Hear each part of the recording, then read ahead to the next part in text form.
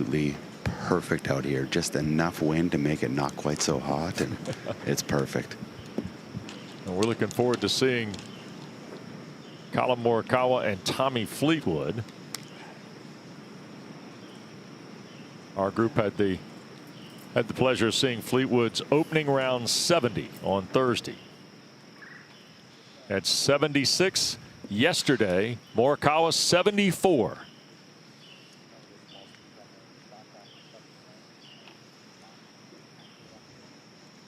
Good morning, ladies and gentlemen. Welcome to the 107th PGA Championship. This is the 9:30 starting time. Please welcome from England, Tommy Fleetwood.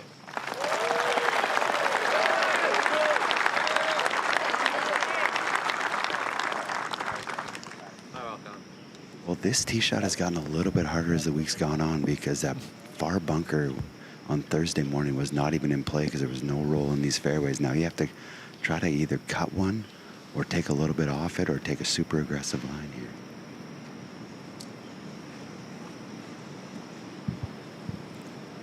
The stock number is 505 on the card. They're going at 491 this morning.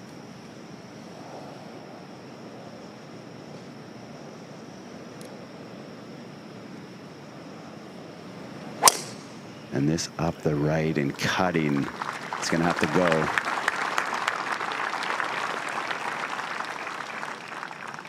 Yeah, just trickled it in the fairway. Really good shot. Good start for Fleetwood.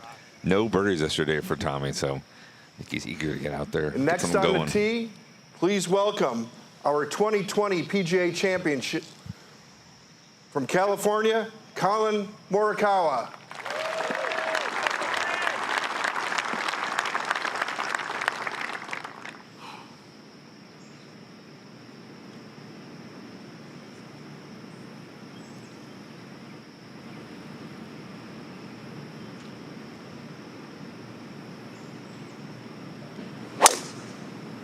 This pulled left. There is a couple bunkers over there. It's trying to cut.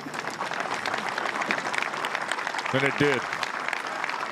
So 2 balls in the fairway to start the day for Tommy Fleetwood and Collin Morikawa. And the walk begins right on time.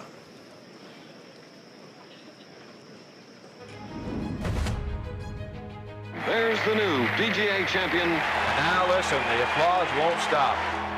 Paul was running after him. He ran after him. Have that one the PGA Championship lure. Oh! He's done it!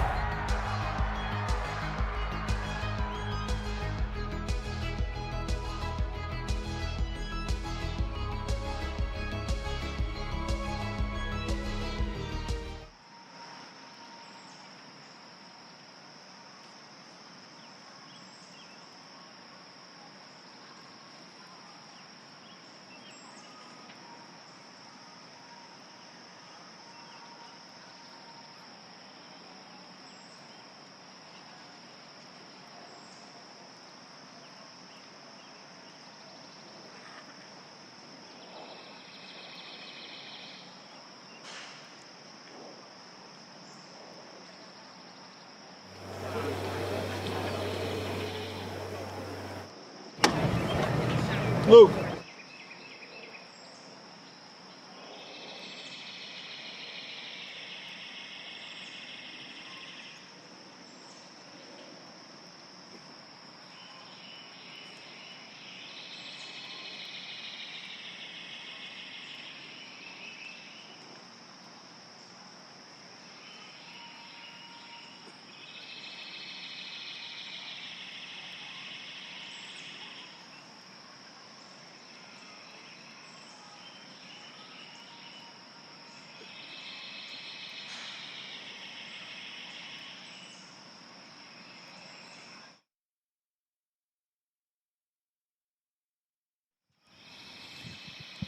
And as we rejoin you from Quail Hollow Club, Tommy Fleetwood, Collin Morikawa walking to their respective tee shots here. And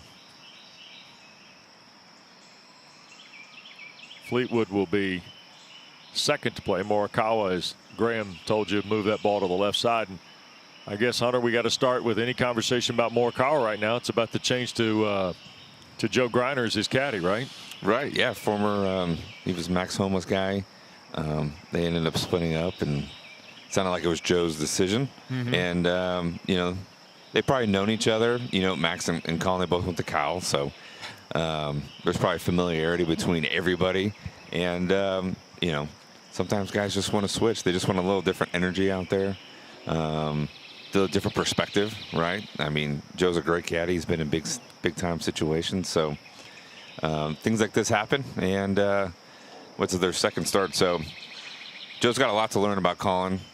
It's all the little things, right? Yeah. It's like you could probably learn the clubs pretty quickly and understand that, but you got to understand what he does under pressure and under different situations, and sort of give them the best information. That's going to help him be comfortable about every shot. Graham, I expect a little bit more discussion maybe between these two than we might normally see, huh? Yeah, I would think so too. And I was actually just talking to Joe on the putting green, and I was kind of asking him how the transition has been going and everything. And he said the one thing that's pretty crazy, that's like super different with Collin, everyone thinks he's so robotic. He said he's very much a field player.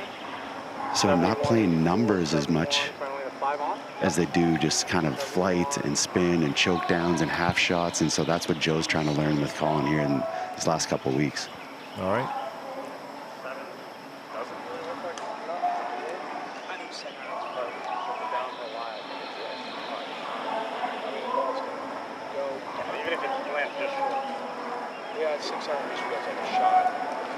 Got a lot going on out there in the first fairway, don't you, Graham? I mean, you got music, it sounds like. You got we got stuff everywhere. Little Bob Marley here this morning, gentlemen. Here's Morikawa, 196 it's listed.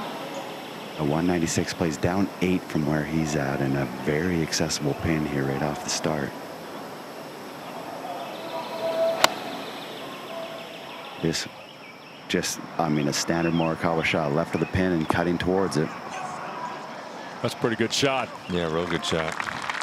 Pin is 13 on, 7 from the right. I think that's exactly how they drew it up. They talked about it down the line. They talked about, you know, landing kind of short and then would be able to kind of scoot up there a little bit. So Fleetwood from 185. Yeah, it plays down 7 from where Tommy is. Off a slight downslope, but he's still got some pretty good height on it, but this is going left, guys.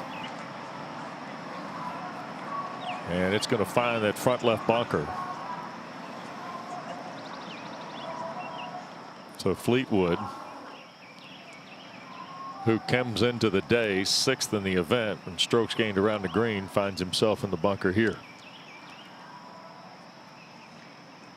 And here's the big board we were talking about at the top. Scotty Scheffler with a 3-shot lead. Alex Noren second, then a group at 7 with Davis Riley and JT Poston, and then John Rahm, Siwoo Kim, and yesterday's 3rd round leader Johnny Vegas at 6 under. And then you see DeChambeau, Keegan Bradley, and Tony Finau. Where you be now in that next group? Fitzpatrick, Pavon, and then the list gets down the line to the guys who are 8 back: Cam Davis, Denny McCarthy, Lucas Glover, Ryan Gerard. Got to move early today if you're thinking about catching Scheffler, don't you? Man, for sure. You got to be aggressive when it's in front of you. You know, he was sort of like kind of an F1 driver yesterday with good tires, right? Like, yeah. He was just cruising with everybody. Then all of a sudden, you know, it was the right change at the right time. All of a sudden, he just sped past everybody, right? If you're John Rahm, you played really good. You made a big move, and then you're still 5 shots behind. You know, I thought John played great yesterday, and I mean, 5 shots behind Scotty Scheffler right now. That feels like 10 shots. It's just going to be really tough to catch up to that guy. He's so good in really every area. He was terrific in the last 5 holes yesterday.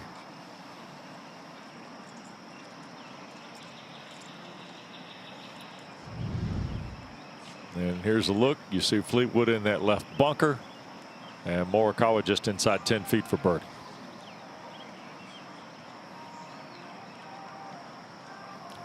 Not a terrible bunker to be in. It's got a lot of green in front of you.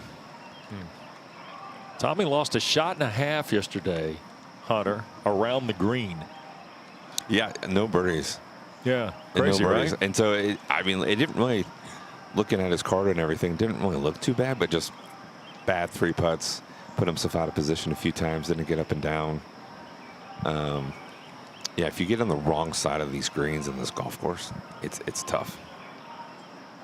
Well, this is about as standard as it gets here. This is the one you hit about 100 times a week.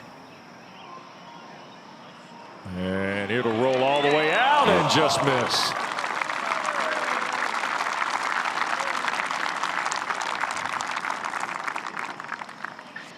He'll have that for par. Terrific bunker shot from Fleetwood.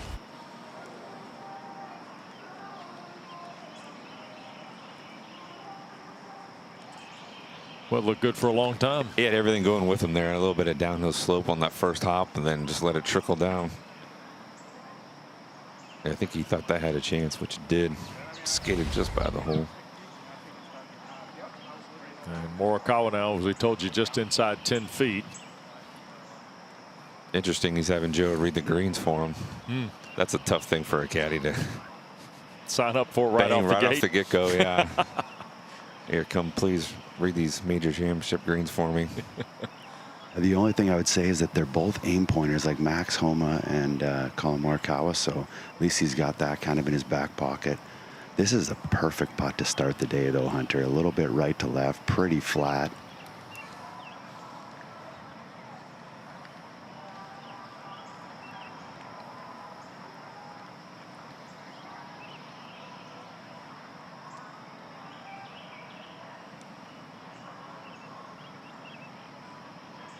And Morikawa rolls in the birdie. Wow.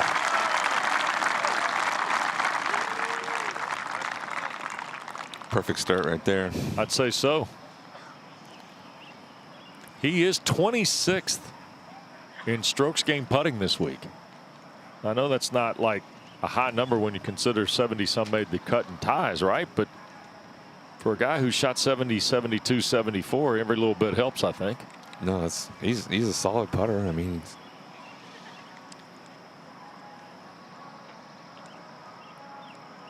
now here's Fleetwood for the par from about 3 feet.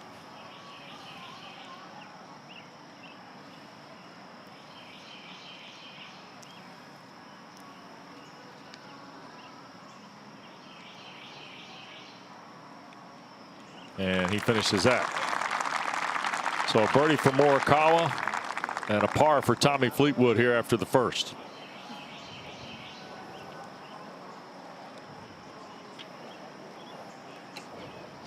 And that will send our feature group here off to hole number 2. Listed at 452. Plays a little longer than that today, Hunter. Dogleg left, about 300 is where the hole starts to turn and go dead left back uphill to this green. Guys are taking it way left over the trees. Some guys had 75, 90 yards in yesterday with helping wind. Today, there's not much wind going on this morning. So guys are probably going to be more, apt to hit a 3-wood, try to draw, keep it in the fairway. The fairways are firming up because of this wind and warm temperatures. Pin 18 on 10 from the left. Sounds like it's dead middle of the green, which is pretty unusual for any tour event, especially a major, but there's a lot going on this green. Anything short's probably going to stick and kind of spin back a little bit. Anything right of this flag, you see those big slopes, it's going to go down the hill another 10, 15 yards, which will leave you very difficult up and down. Don't want to be left of this flag, chipping downhill quick. All kinds of danger around this green. Got to hit this fairway. Graham, 8th easiest hole through the championship, and I would tell you it was probably top 5 yesterday for sure. Yeah, when it was playing straight downwind, guys were sending it over the corner. This is an awkward tee shot for Collin because he hits a cut, and this hole calls for a draw. Whatever wind there is, just kind of helping.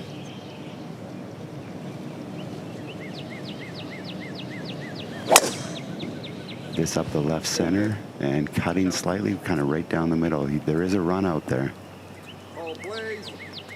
Yeah, for the first time this week, we see the ball kind of bounce and kind of tumble and roll a little bit. It's a great drive right side of the fairway, perfect angle into the flag.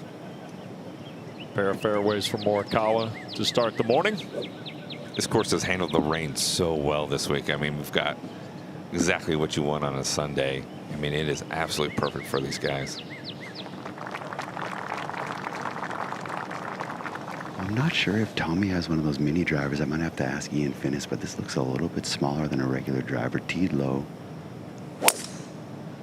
This up the center and drawing. And he got around the corner here. It's going to hang. Well, actually bounced in the 2 3/4 cut, and then once in the step cut, Graham, and then out into the fairway. So if that was the mini, it worked to perfect. Early birdie for Morikawa. Feature group coverage continues in a moment.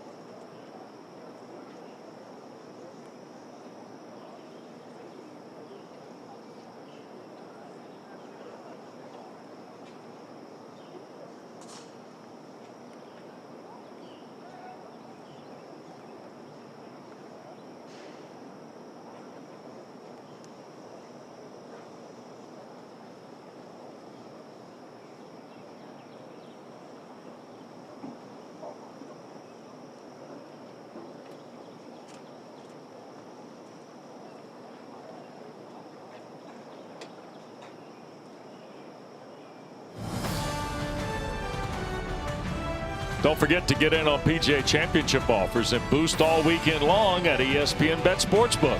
Plus, new customers can get $100 in bonus bets when you make your first $10 wager. Download the ESPN Bet app and sign up with the promo code BIRDIE to get started today. And we return to action at the par 4 second here at Quail Hollow.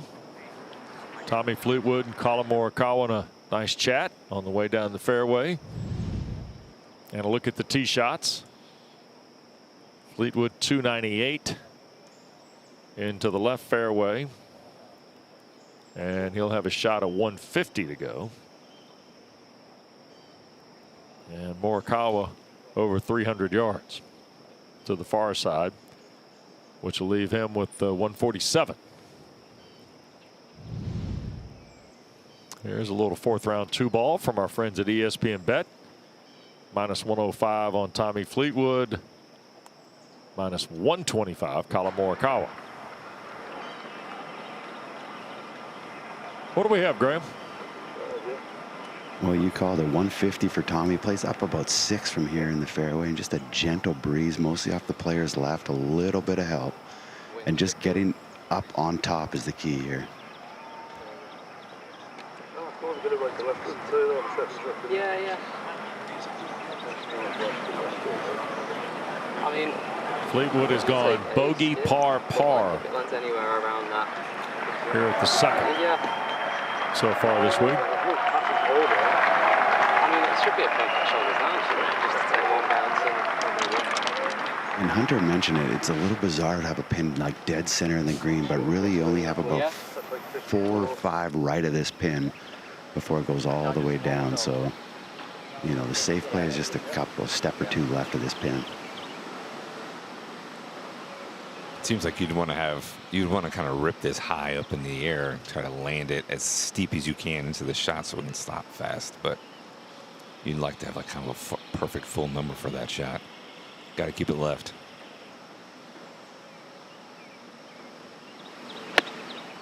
Well, this is not left, guys. Oh, it's going to go down the slope. Oh, it's going to go in the bunker. Oh, yeah. Oh, my goodness. Oh, my goodness. There were 3 options, and I missed them all there, and it stayed right there. How in the world? Wait, hold. Went all the way to the lip. Wow. Look at that. That could have gone anywhere from there, couldn't it? That's and like it stopped. I mean, who does he think he is? Scotty Scheffler? I mean, he doesn't get those breaks. What are you talking about? How does that happen? Morikawa. 147 for Collin, a little bit uphill. This left of the hole, cutting towards it. Look at this. Whoa! It danced right at the cup for Collin Morikawa. What a great shot. What a good look this is. And it almost jumped to the cup. PGA professional Natalie Sheehan is with us this morning from Frisco, Texas. She's got coaching insight from the PGA of America Coaching Center, powered by T-Mobile. Good morning, Natalie. Good morning, and a great shot there by our 2020 champion, Collin Morikawa. I want to share with you something that he does when he warms up to help him find the center of the club face, and it's a great basic that those of you at home could really utilize. So I've got a band here, and what he will do is go ahead and get into his golf posture with some tension on that band and simply do some T-spine rotations here, but you can see I'm doing them at an angle to the ground. So this is really going to help you learn how to turn and stay centered, but stay in your posture. The other thing he will do to help with that as well, and really just find the center of the club face, is hit some shots with his feet touching as he's getting warmed up, just to find balance and find centeredness of contact as he's getting warmed up. So these are 2 great drills that you can use as you're getting warmed up for your practice. Go play. Natalie, thank you. Great to have you with us this week, as well as Joe Hallett in the afternoons. Their tips have been brought to you by T-Mobile and T-Mobile for Business, the exclusive 5G solutions partner of the PGA. So Collin Morikawa has got a kick-in birdie, basically. And Tommy Fleetwood's got a dramatic opportunity here for a chip shot. I mean, he's got the putter in his hand, which I think when he hit that shot, he was at best going to be in that bunker, which wouldn't be too bad, but he probably thought it was going to go all the way down that slope, all the way through that first cut into the thick rough. But yeah, it's a great break. You got to think, sorry, Hunter, that was like a half-stroke swing, just hanging up here. I mean, it's a pretty straightforward shot now. I thought he was maybe going to have an awkward stance, but it doesn't even look that bad either. Graham, can you tell if the grass has been mown a certain way that the ball stopped? I mean, I can't believe the ball stopped. Well, it's going to make me nervous kind of putting the putter down anywhere near that ball, right? Because, I mean, any sort of pressure around there, I mean, I think it just start to move and trickle and go right back in the bunker. Or maybe the grass wasn't mown. I can tell you one thing, everything is mowed around here super tight. 40-foot roll, and boy, that's really good. That's really good.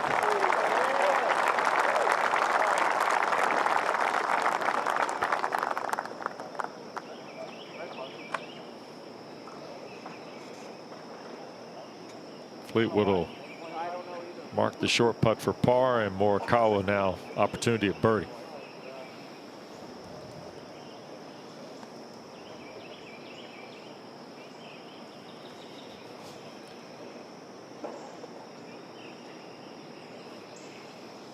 So here's Morikawa, just outside 2 feet. Ooh, I finished that. Well done. Great start. You would finish it if you were Fleetwood?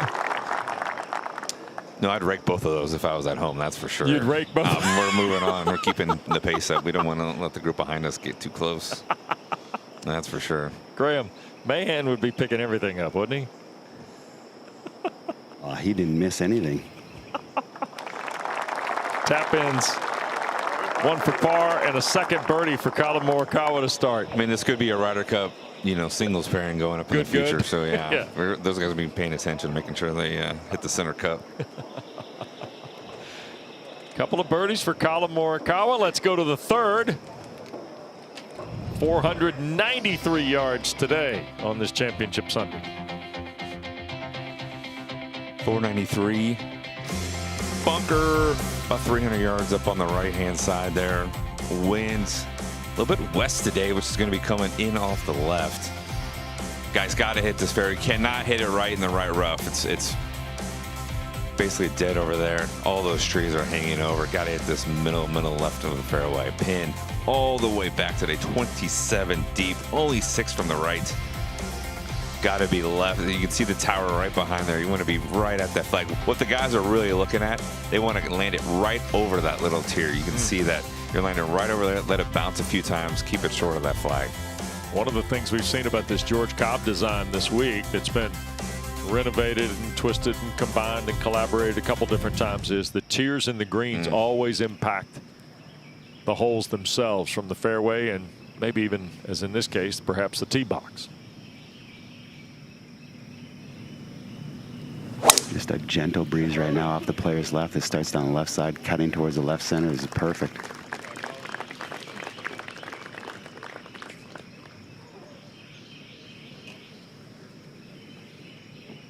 Collin leads the tour and fairways hit this year was like 74%. I mean, this is, for him, these fairways look wide.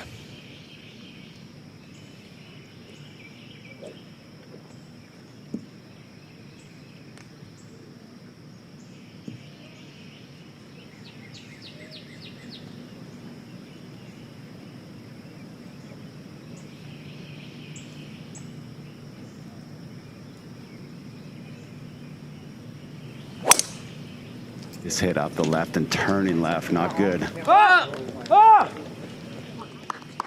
And into the says it all right there. Trees. Yep. Kick back into the rough, it looks like. Yeah, well, looks all right. Yeah. So Collin Morikawa, a couple birdies to start the Sunday here in Charlotte.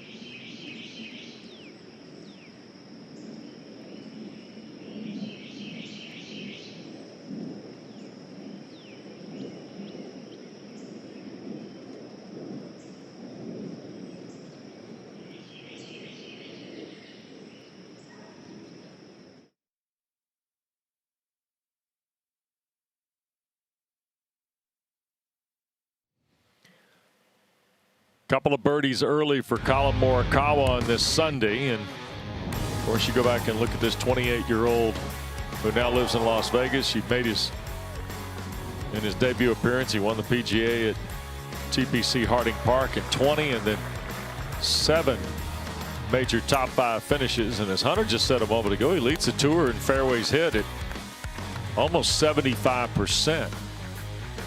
So what gives, Hunter? Why the perceived struggle for a guy who is still 4th in the world and 11th in the FedEx Cup? I mean, interesting to watch him play because he's had success, right? I mean, he was T20, T17 last week, T10 at the Players. He was 2nd at Bay Hill. Just no wins, right? Well, I think when you win 2 majors so early on in your career, that ups the ante, that ups the expectations that you're going to be in every single major and win multiple times a year for the next 10, 15 years.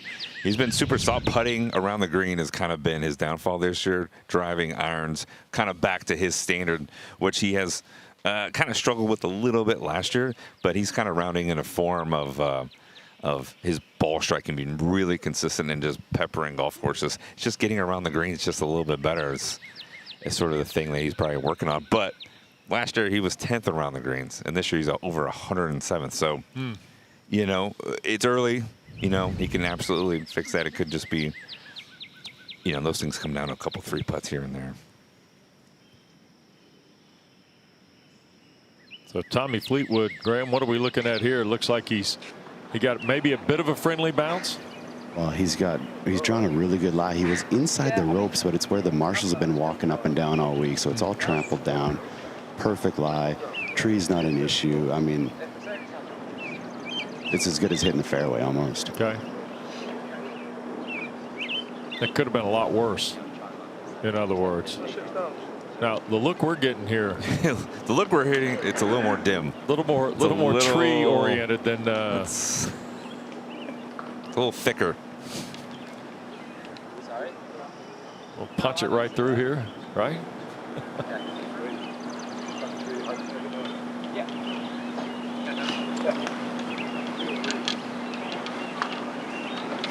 He's just going to be going up and over. This is a 6-iron. I don't think this is any issue at all here, guys. All right. 199, the number for Tommy Fleetwood.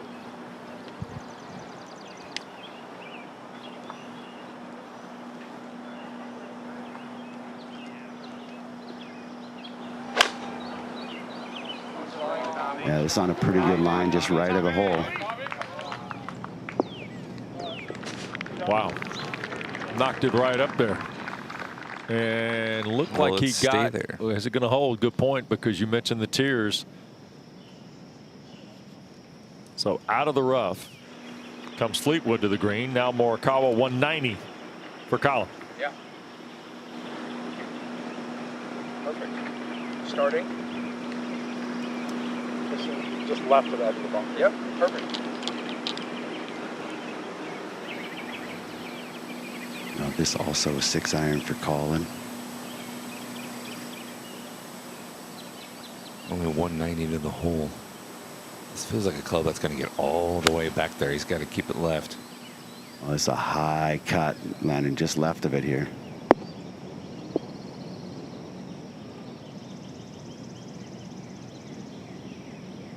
And he and Joe Griner looking there.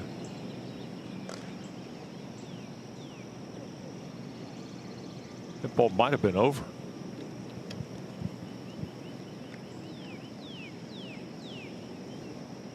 So we'll take a break, come back on the other side. Morikawa and Tommy Fleetwood here at the third as we continue.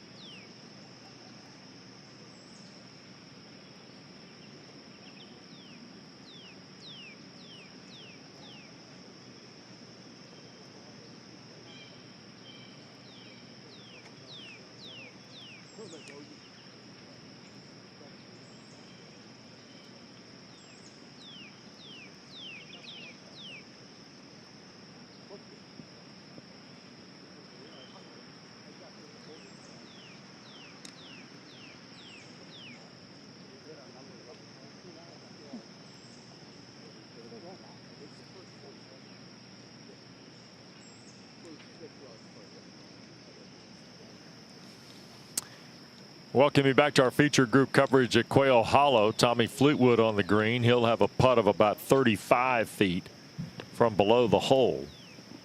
The ball of Collin Morikawa went over the back of the green. He's got about an 11-yard chip or so here.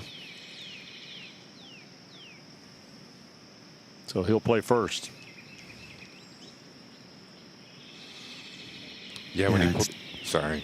No, it's all good. It's not a perfect spot. It is downhill. But he's on a tiny little upslope, ball sitting down slightly, and it does trickle away, so it's going to take some touch, but it's very doable.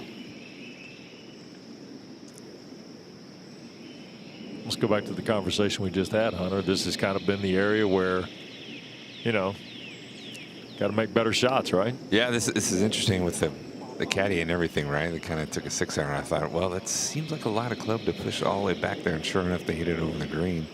But like you said, Collin's kind of a feel player, right? He kind of sees and kind of reacts to the distance. And they clearly hit exactly the shot they were trying to hit. Now, what he's sort of struggled with this year around the green, slick shot. You can see the ball. It's thick rough. They're going to land it probably 2-3 feet on and then let the slope of the green take it over. Well, that's pretty. And he just carried that too far, guys. It was about 6-7 feet on the green. And then you heard it land. I mean, it shows you how firm these greens are. Really incredible. That's the change from bent to Bermuda, is hearing that ball land. And with the slope of these greens, it makes it so challenging. So Morikawa will have a long putt for par. Fleetwood has got 35 feet for birdie here.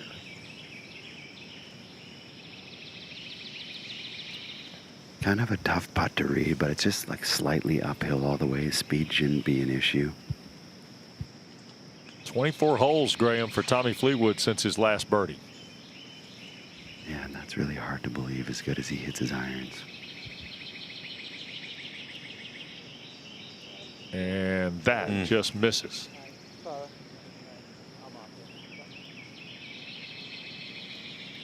He'll have that to finish up for the par.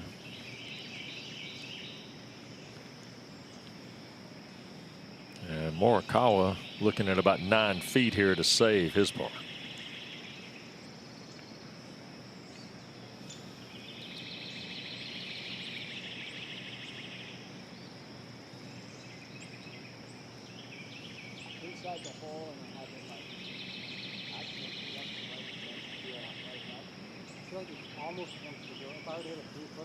You can hear Joe Grider and Collin Morikawa going through some discussion here.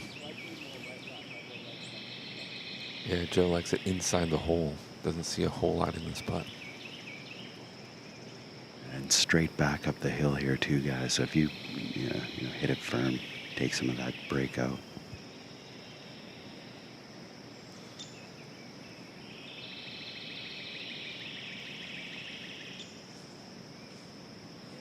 Broke left, he'll make bogey.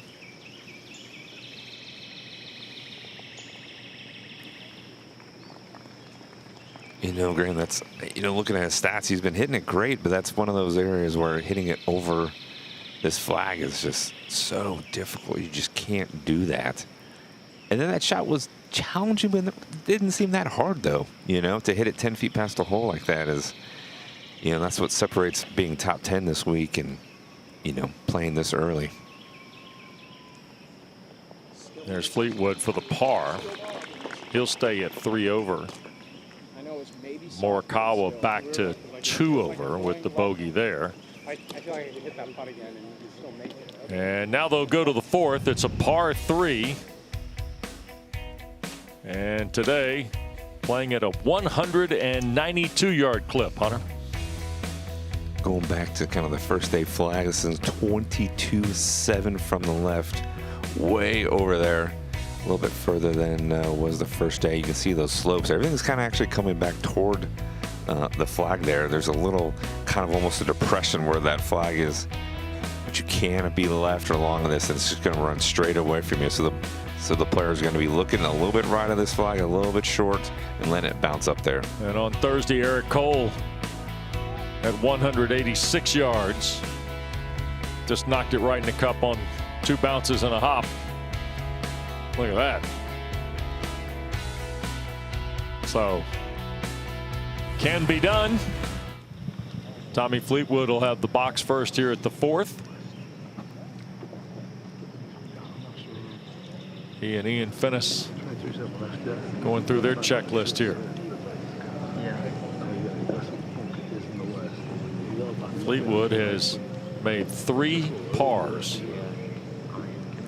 here at the 4th. Wind should be helping just a little bit off the right. 192. I would think they'd want to land around 185. Yeah, just a normal one.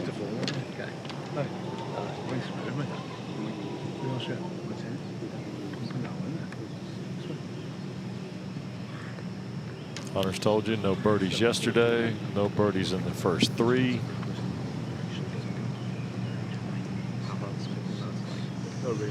Right, yeah. Now 25 holes without one. I mean, just a very, I don't need to batter it. Yeah. Carry that pumpkin over. Yeah. Okay. No need to batter it, he says. Oh, this is a big 8-iron here. 192 to the hole. He's got 178. Covers that front bunker. And the wind map has this mostly out of the right, a little bit of help, but here at the tee and behind the green, there's some flags that are blowing almost straight down. Sets up well for his kind of high draw into this flag. You can almost start it right at the tower and just. He's definitely hit it high, and it's on a really aggressive line. Whoa, oh, wow. Jeez. Did that hit the, where did that hit? That hit in front of the hole? I think that hit about 5 feet short of the flag, and then it just. Let's see this. Yeah, about 2 feet short of the flag. Look at that. Wow. That landed short of the flag and flew all the way over the green from there. That shows you how much slope is kind of about 6 short of it going away. Holy smokes. His golf ball, what it just did, you're getting help. We're trying to land at 180. What kind of shot you They're trying to land at 180. 192, they're trying to land at 180. I think it's just stock on top, like flat. Yeah, perfect. Pretty straight down there. Don't know if you guys have ever gone around this. Joe Griner looks a lot like Ryan Fitzpatrick, former NFL quarterback. This also an 8-iron. The advantage here is he can cut it up against this wind. Land it a little bit softer. This is high and cutting just right of the hole. Oh, yeah. Pretty shot. Really pretty shot from Morikawa. Easy. Easy. That's off the green. No. This is one of those holes, right, where the caddies for the later groups are watching, and they're watching that reaction, and they're writing that down. I mean, they're going to really make sure that they can tell their player that, like, hey, it's hammering on this hole. We got to be really careful. Collin Morikawa off a bogey at 3, a birdie putt at 4 when we come back.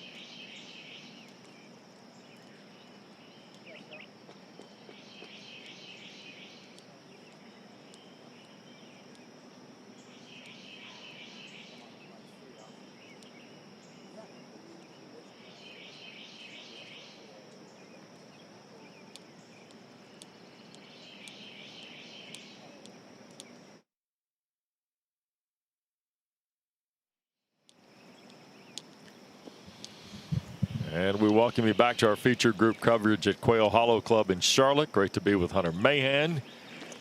Graham Dillette walking the course for us. And we pick up action here at the 4th, where Hunter looked like Tommy Fleetwood hit a pretty good shot until it rocketed off the green over the down the hill here. Yeah, one of those where, I mean, I think they had exactly everything they wanted. He executed it very well. Just probably landed a little bit further than they anticipated, but boy, we saw the firmness of those greens. Luckily, he is chipping uphill, back up into the green just a little bit, but we're really seeing the firmness of these greens kind of show their head. The Bermuda is really drying out. This wind's drying them out. Temperatures, it's going to be, you know, the players this afternoon got to take note of what they're watching right here, because it's going to impact them in a big way. 20-yard chip shot will leave him that for par. And now Morikawa from right about 18 feet for birdie. Yeah, and I mean, his ball was coming down so softly. Like, Tom is riding the wind a little bit, and there's going to be a lot of balls over the back of this green here today, but shocking how far Collin's rolled out too, kind of fighting up against the wind. But this is a pretty good look here, left to right. If anything, I would say even slightly back up the hill.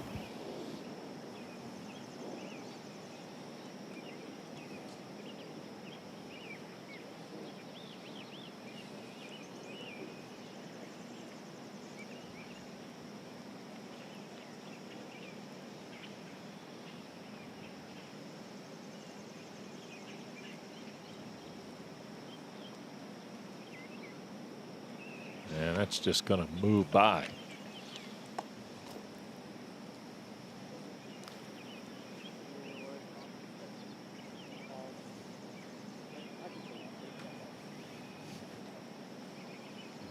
Collin wants to finish here, I think. Yep.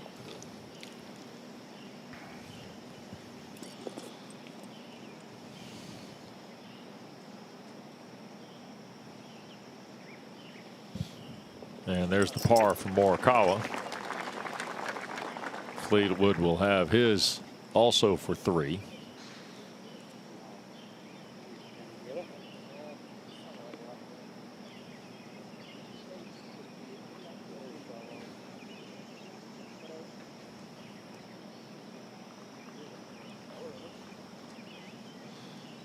Got to be careful not to overthink this if you're Tommy, I guess. It's only about 6 feet. Yeah, I think you're just hitting it so soft that any sort of break is definitely going to take it. I mean, these greens are still Bermuda, so there's always going to just be a little bit of grain in them.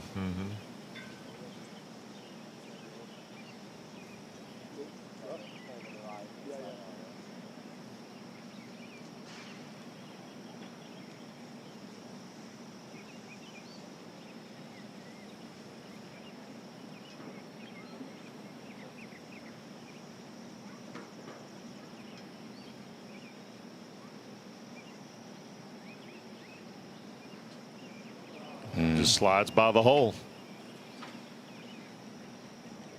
That'll be a bogey for Fleetwood.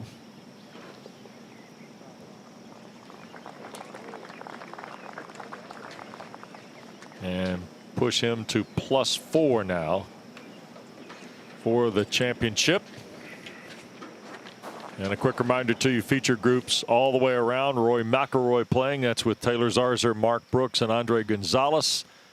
You see the Xander Schauffele, Sam Burns group. Peter Burns, no relation, with Carl Paulson and everybody's friend Matt Every. And then Tom Kim's. The Kims are playing with Eric Rothman and Colin Swatton and Joanna Coe.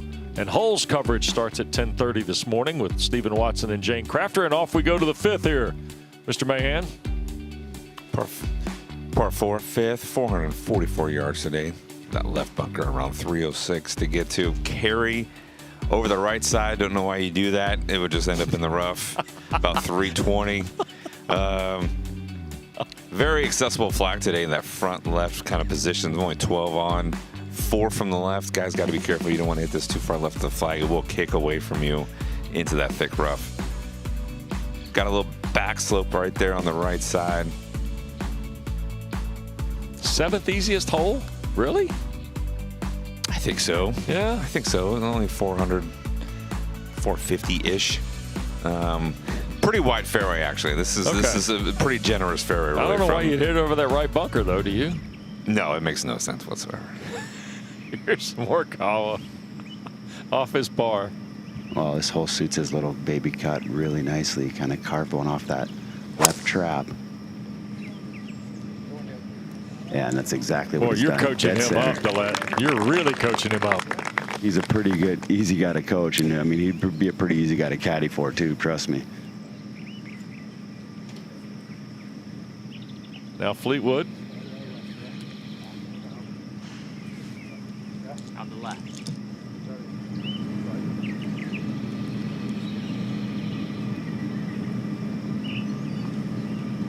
Graham Hunter, Tommy Fleetwood seems like a likable guy, right? Just in terms of the way he goes about his game and that kind of thing. Seems. Yeah, definitely. He's one of those guys that gets along with everyone. Everyone kind of likes him. He just goes about his business. He's polite. 3 pars this week here at the 5th. Uh-oh.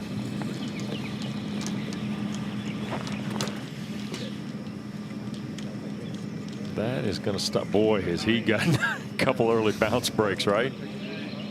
Got the one on the rim at 2, and now one headed to the bunker here at 5 on the drive. Well, look at Uptown Charlotte. We got a beautiful, beautiful Sunday for the final round of the 107th PGA Championship.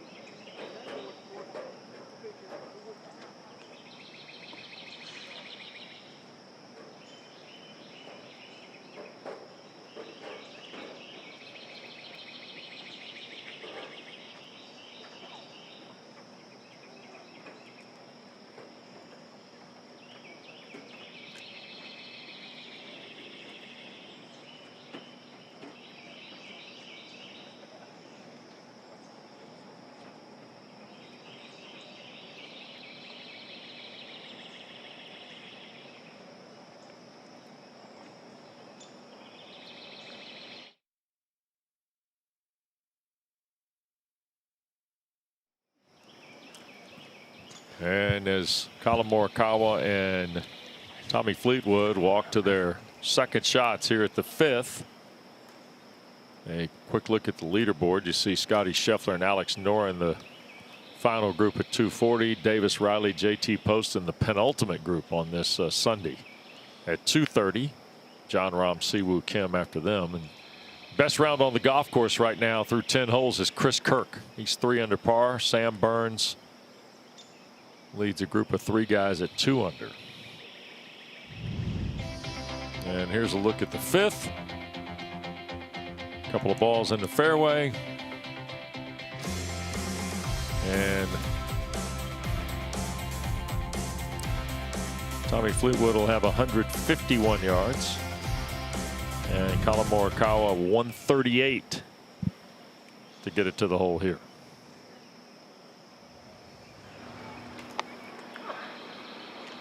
.138. It plays up a few here, and really the only thing to be this is a very accessible pin, as Hunter said, but only about 4 short. There's a false front here that'll take that ball right off the front edge of the green. It's going to come back. You might get it here. 10 on. Hang on. Look at others. You see that, aren't you, actually?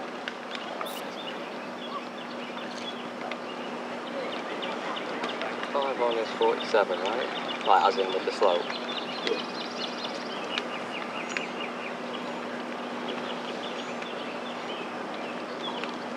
smooth wedge pitch there. Yeah. I feel like you've just got to play that number and then I don't think so. Well, if you landed at 5-1, it's got to take a hop on it. I know you're bringing that front bit into play, but yeah, so firm today, aren't they? I know. You landed at 5-on, 47. Easy 7-8 yards to win, isn't it? Not like the last hole. That flag over there, you're smooth, yeah. The shoulder's going to get there though. It's a bit more than 5 minutes past. That's your minimum, isn't it? The wind's picking up again now. I feel like if it gets like that, I feel like I could hit good shoulders and it's going to take a bigger skip than a smooth one. Okay. You won't get as much wind though, will it? But if it's not going to get there, then You won't get as much. Off the upslope, smooth ones, I was smooth. I do, I think smooth, yeah. Where are we playing that? Just like mostly down? Flags about that, right? Yeah, no, slightly. It's going to be a mid yellow, right? Okay. Pin is, sorry, 1 2. 4 left, that pin's just coming down like 5-10 foot right to it. All right, well, I think they got it figured out, guys. 4 left of the hole. Anything just long, too, there's a little fall off left of this, or behind this pin. It's hit really crisp. Oh, yeah, that's a good shot. Really good shot.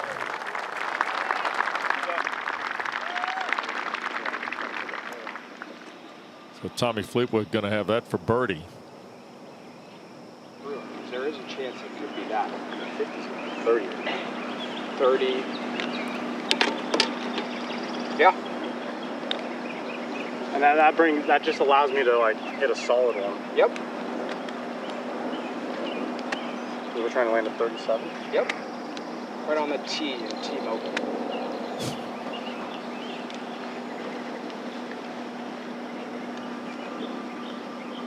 So we're aiming for the T and T-Mobile here, Hunter. Yep. Got to know how to talk to your player, right? I mean, some guys really want it specific. And if Collin is so feely, he wants it down to the inch. Oh, deep. Gosh. Second time we've seen him maybe take one too many. Man.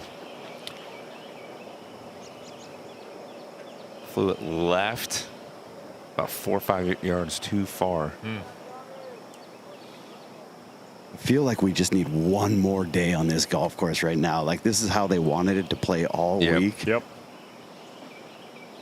Yeah, that's what you get with those Bermuda greens when you make that switch, right? You get those bounces and these warm temperatures and the sub-air system that they have.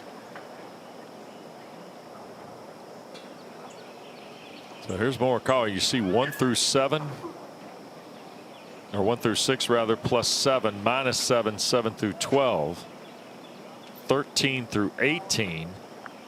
He's plus 3. Now there is one note about him that's interesting. He played par 5s this week in 8 under. Yeah, that's what I mean. He's torn those up. Yeah. He's throwing those up. He's done a really good job of that. That has a lot to do with hitting so many fairways, right? You put it in the fairway.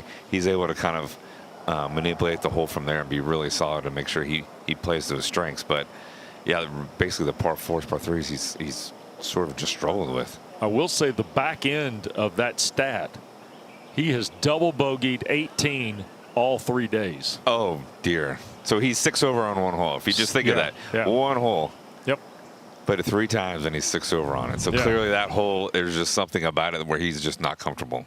Right. Because that's not an accident. 10-foot putt coming up for Fleetwood here at 5. Morikawa, right about 16 feet or so. Collin was 16 yards. He was 1 under going, just cruising yesterday and going into 17 bogey. 17 hits it long right, doesn't get it up and down, and then doubles. Right, he goes 3 over in his last 2 holes. So he's actually playing pretty well. And you think about where 1 under would be right now. Say he birdies or something, he would be top 25. Yeah, absolutely. And so just that hole itself. So everything's telling me Collin's actually playing pretty well. It just comes down to 18 instead of just making a couple bogeys. He doubles. He's kind of been too aggressive with that hole. And the pitch shot back at 3, kind of same principles here, guys. You think? Only on the green a couple feet. Yeah, the only difference here is actually where he pitches this ball, it's going to be into a little bit of an upslope, which helps, and then kind of starts running away slightly as it gets towards the hole. But Pretty normal, average lie here. Not a whole lot to the shot.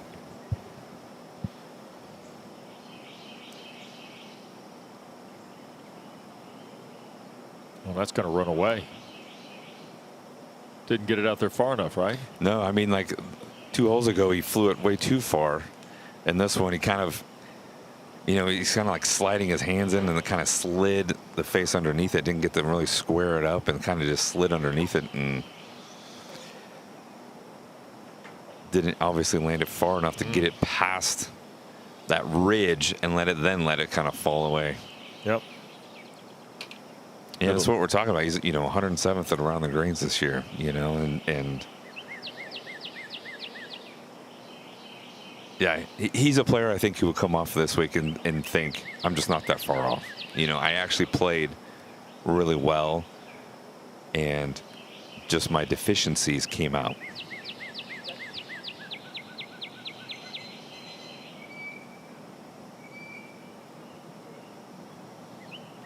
This is 15 feet, Graham. Yeah, not what he wanted. Just not a well-executed third, to say the least. Can he race it all with a good putt, though? And he does. Yes, he can. Wow. Pretty strong right there.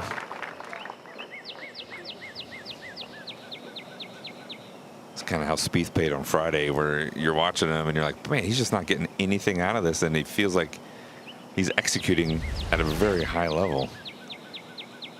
It's a heck of a par save. Oh man, it's a round saver right there. You know, he shoots 67, 66. That's the moment right there that kept it going. Here's Fleetwood now. Remember, it's been since the 14th hole on Friday that he had a birdie. It's going in. You're right. Tommy Fleetwood back to even for the day. 3 over for the championship with his first birdie since the 14th hole on Friday.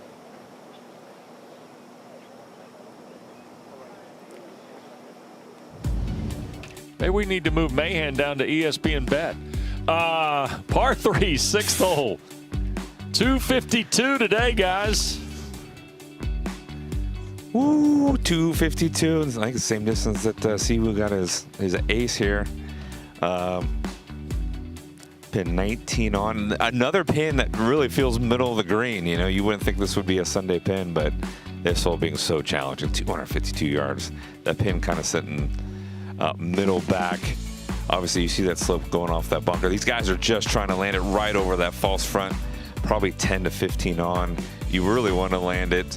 You really want to land it right. Use all that slope. The way these greens are firming out. Just do what Siwoo did here. Little 5-wood. 5-wood fade. Look at that. He landed right just over that false front, and it just went in like a putt. I mean, really never a doubt. Somehow you throw the club you just made an ace with 20 feet in the air. Not really sure about that play. The underhand javelin. I'm telling you, why do you throw your weapons? I've never understood it. Tommy Fleetwood to lead us here at the 6th. Yeah, 252, plays down almost 10 here. This is his 9-wood he's been using this last couple of weeks. The miss, you cannot miss long here, and that back bunker is absolutely dead, guys. The wind in the face here. Yeah, it's not blowing very much. It was kind of like a 1-club wind a minute ago, and now it seems to be almost dead.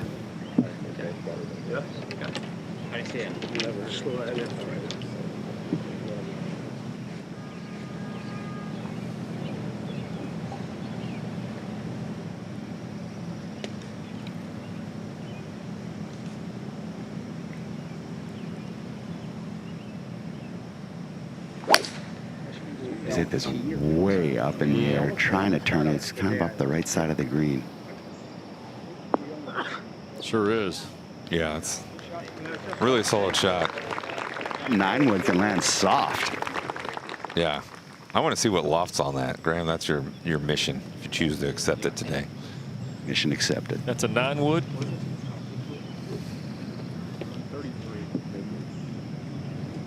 Morikawa's got a 9-wood. Is this his, Graham? I haven't got the signal from Joe yet, but that seems like it would be the right club. Yep. Collin Morikawa, story written about him. He's got 9-wood in his bag, and it's 24 degrees.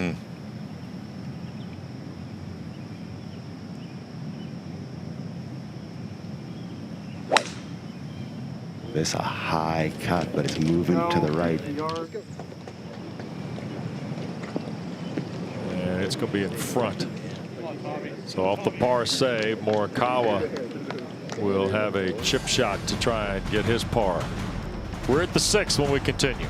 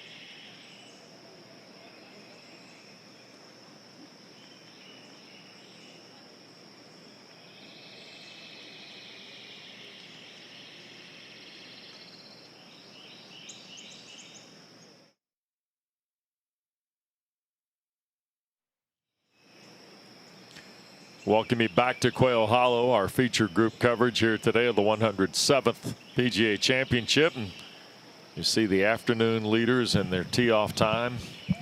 Here at Quail, there'll be big galleries for Scotty Scheffler.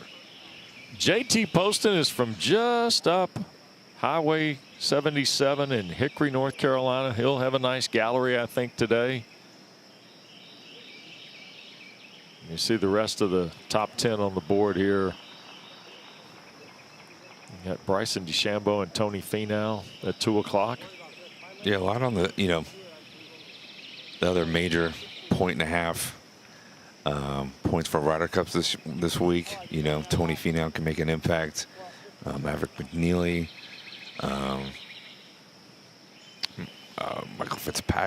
Matt Fitzpatrick, right, trying to get back on the form, trying to make the team again. I mean, these majors have a lot more to them, this calendar year, which is so exciting. Collin Morikawa is off the front slope and about 28 yards on the chip. Hey, you just got to land it just up on top. There's a false front there, about 8 or 10 on. Back up the hill.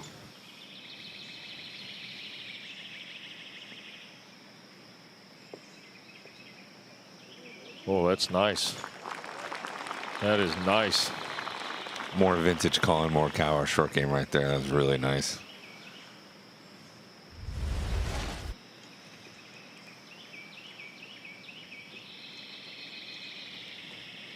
All more upper body than arms, right? Yeah, it's very vertical looking, right? That backswing is not in at all. It's up and kind of a little bit of a cross, but really great touch.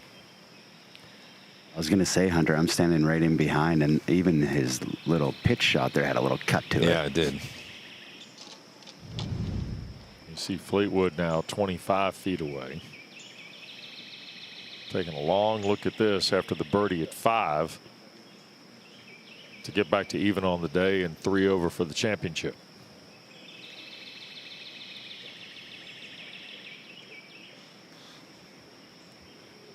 Definitely uphill, definitely going right to left. Definitely a putt he can hit, though.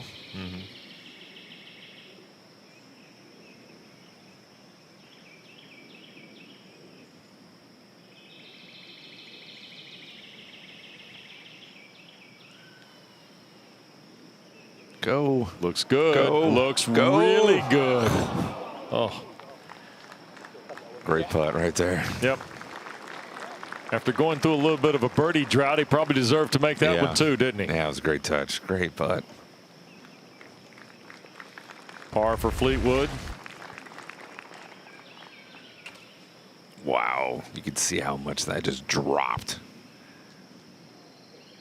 Just from the slope, that ball lost its speed and it just, gravity took over.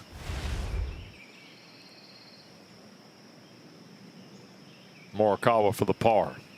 I got a perfect look here from behind the green, just left center, uphill.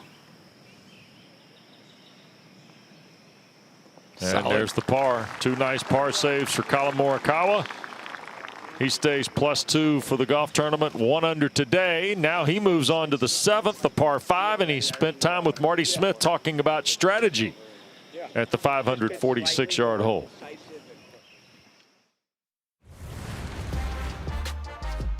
Collin Morikawa is the 2020 PGA champion, kind enough to let us tag along here on the 7th hole as he practices. What are we looking at here? It looks far. I don't think Joe's going to let me go for it. No, not that far. Walk me through what you felt there. Just a bad swing. That's part of practice round. This is a hole that you want to take advantage of. This is like a part in the round where, you know, you would love to make at least 1 birdie between the couple holes. You got 10 as a par 5. You can make a real good round out of it. All right, so what are we looking at here? Kind of a near impossible shot for the mere mortals. Of which you are not, sir. No, I wouldn't really want it here even if I did hit it in the water though. That's incredible. Thanks, I Steve. agree. I appreciate it. And a look at the 7th from up top here. We've seen a lot of things happen this week at this hole, Hunter. We have. It's I think the guys get on this hole and they like know they've got to make birdie, and they've been a little bit too aggressive on this hole. Bunkers on the left. Tee shot plays downhill about 10, 11 yards. There's one bunker about 270, the other one's about 295. Carry today, I think some of them can carry. It's about 320. But the pin today, the pin is just green light, green light, green light. Eagle pin, we're going to see some eagles for sure today. Guys can be really aggressive going out this flag. Tom's got the big dog here. He doesn't have that little, you know, 3+ driver. This is the big one. So he's going left side. Just let it eat. Oh, got some theatrics there. I think it's perfect. Yeah, it is. Your small fairway is we'll go base of the tree to the Perfect shot. 172 ball speed. Yeah, solid.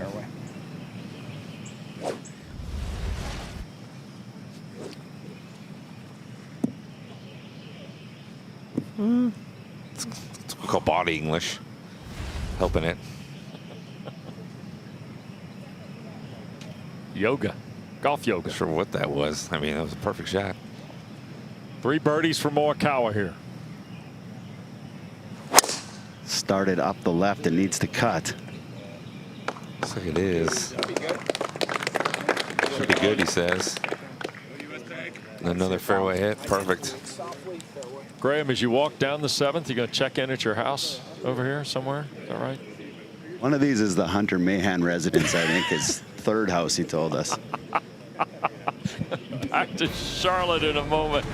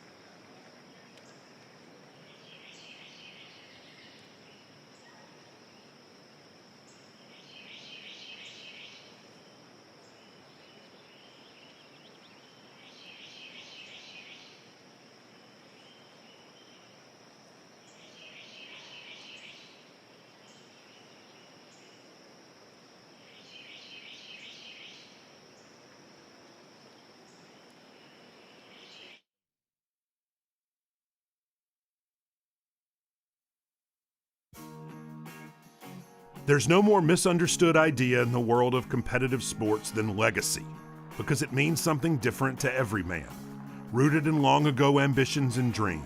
Can't tell you what this means to me, an old man. If I say any more, I'm going to have tears in my eyes, really. And so the true prize of a major championship isn't a sterling silver trophy or an enormous check, but something that lives in the distant mountain mist of tomorrow. What it means is a mystery, even to the golfer who wins it, and can only be revealed in time. And the voice and words of Wright Thompson on a Sunday here at Quail Hollow. Great to be in our feature group coverage with Hunter Mahan, Graham Dillette, Wes Durham. Delighted to have you with us. Watching two-time major champion Collin Morikawa go to work here. Of course, won 5 years ago at Harding Park, and then 4 years ago in the Open Championship at Royal St. George's, where he was a winner. And here at the par 5 7th, I think both are close to being in the go zone here, fellas. 203 and 210 respectively to the pin. After drives in the fairway. Yeah, this is all green right here. This is going really right at the flag or just left of it. Michael Kim, by the way, had the eagle so far, of which you think there'll be many with this pin, huh? Oh yeah, this is. I mean, this is. It's a funnel. Everything is going toward that flag. As the greens are firming up, you're going to be able to use the slope of this green to your advantage, right?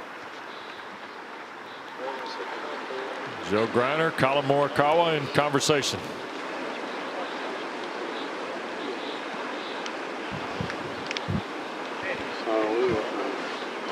I mean, there's just no point in trying to land this 202. I would say we should just try to land it. Like anywhere, even if it ends up back here, it's very doable. So the ball just is going to trickle. That's why you try to land at 205 if you would like it to stay on the bottom. 205, that covers everything. You go all the way to 212. You see there are guys finishing at the putting green, so yeah, 207 on the tower. they're having to wait. They can sort out kind of what they want to do here. Yeah. I guess even if it goes through, it's going to go through over here. 100%. How much of the discussion is yardage and also where you want the ball on this green? Really be hard for me to think we can get. It's everything, yeah. I mean, it's how far do we have to the hole? Yeah. Okay, where do we want to land it, and where do we hope that it sort of ends up and goes? And at the worst case scenario, where does it end up? So actually, right now, at this very moment, I'm thinking a good stock one with like 12, which is totally fine. Yeah. So I don't think you should do too much. If you wanted to cut it a hair to get it to the tower, that's fine. Take it off the slope a little bit. Perfect. yeah, they're looking at that tower. Collin loves to fade it, right? So take it over there. Use the slope. Use the green. What's he hitting here, Graham? Can you tell? It's a big 6-iron, and it's tough to get it close, but it's pretty easy to hit it 15 feet down the hole here. This is a big, high, towering cut coming down pretty much on it. Oh, nope. Water.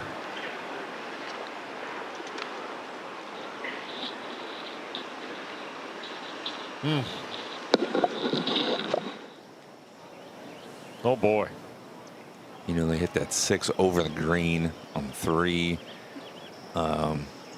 They hit that wedge over the green on 5. Kind of, way short on the last hole. They've kind of been all over the place with their distances. Fleetwood has 203.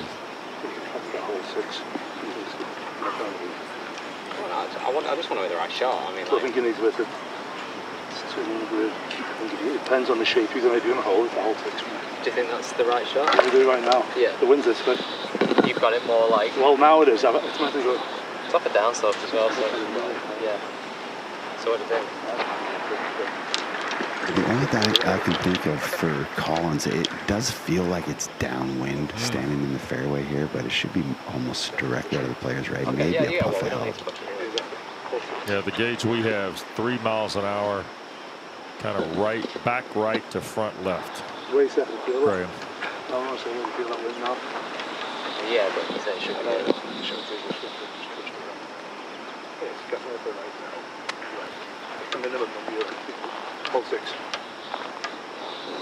This also is 6 iron. You just heard Ian Finnis say full 6, so they want to make sure that they're airing long, if anything.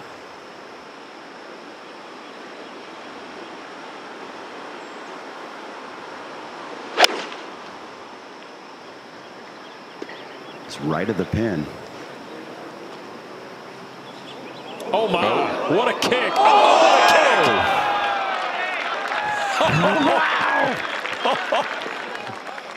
I have no idea what it hit, but it saved Tommy Fleetwood at least 1, maybe 2 shots. Oh, 2 or 3.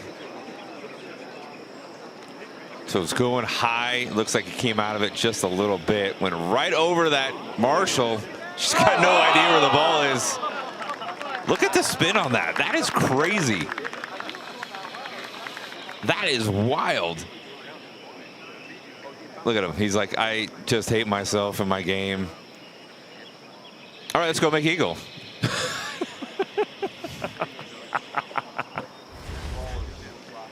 Let's go make eagle is right. Holy cow. The way that ball reacted when it hit the green, you thought it was just going to bounce and kind of roll kind of away from the flag and roll up the slope. And then it like, that's crazy. I don't know what kind of psychologist Ian Finnis is, Graham, but he's pretty good. Well, I didn't get to see it. I was too far away, but it sounds, I could hear the description from Hunter, and it is usually when a ball hits the rocks and it lands on the green, it like shoots forward. So I don't know what happened there. That was crazy. All right, so we'll watch these. They're both sitting in go zone. Really A1 position. No. Collin went in the water short. 22-foot putt for Fleetwood's eagle. Meanwhile, Morikawa's got to find a line, and this is still going to be probably a pretty good number, plus the penalty shot. So he's hitting 4 from, well, let's see.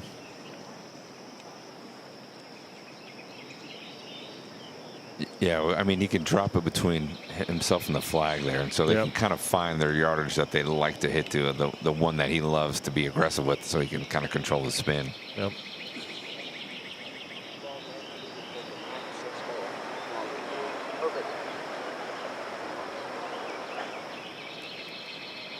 So for birdie here.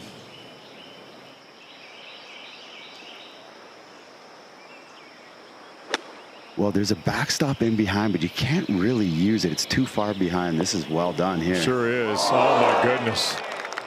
He's going to give himself a chance at making par if it stops, and it does. 10 feet or so. Collin Morikawa made 3 straight birdies until that second shot went in the water.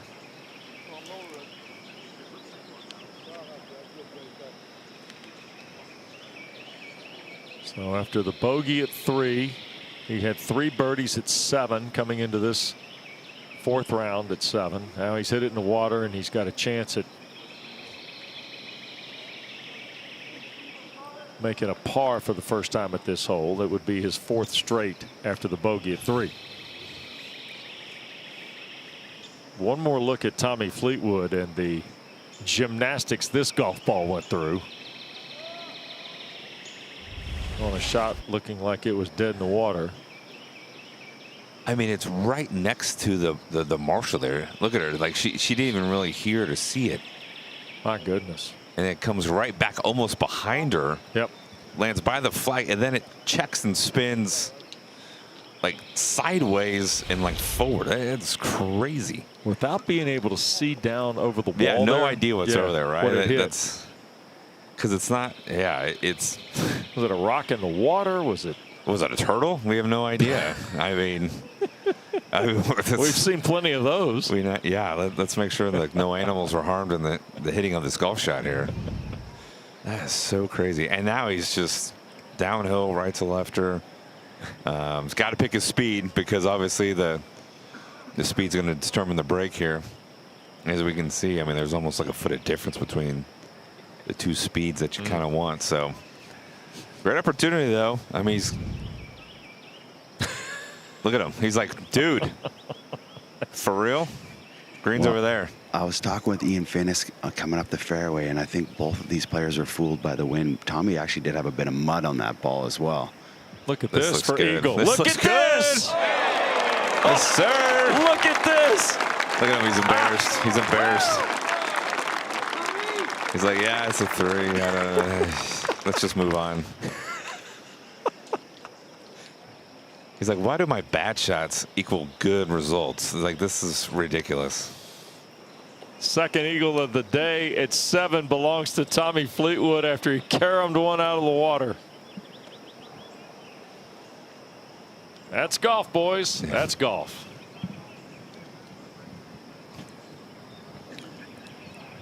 How about that? Now Morikawa for a par.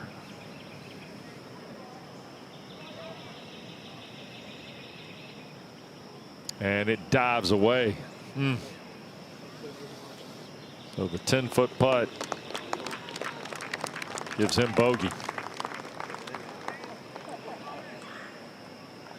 And back to even goes Collin Morikawa.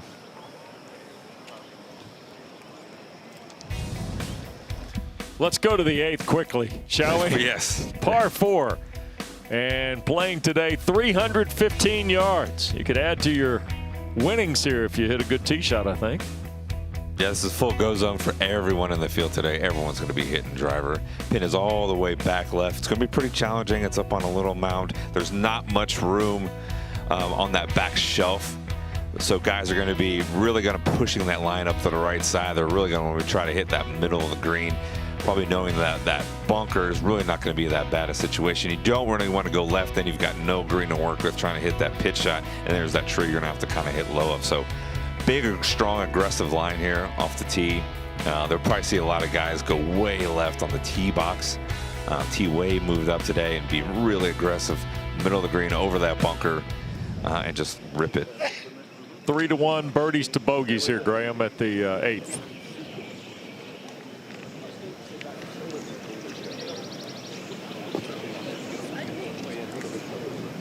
Got 315 all the way back to always only about 301 front. All carry though. Should be a little, I mean, just a tiny bit of help kind of from the right. But it's kind of a low spot. You know, you can see all the trees are kind of hanging over, so it's kind of hard to get a real sense of the wind since it's really just, you know, really, really soft right now.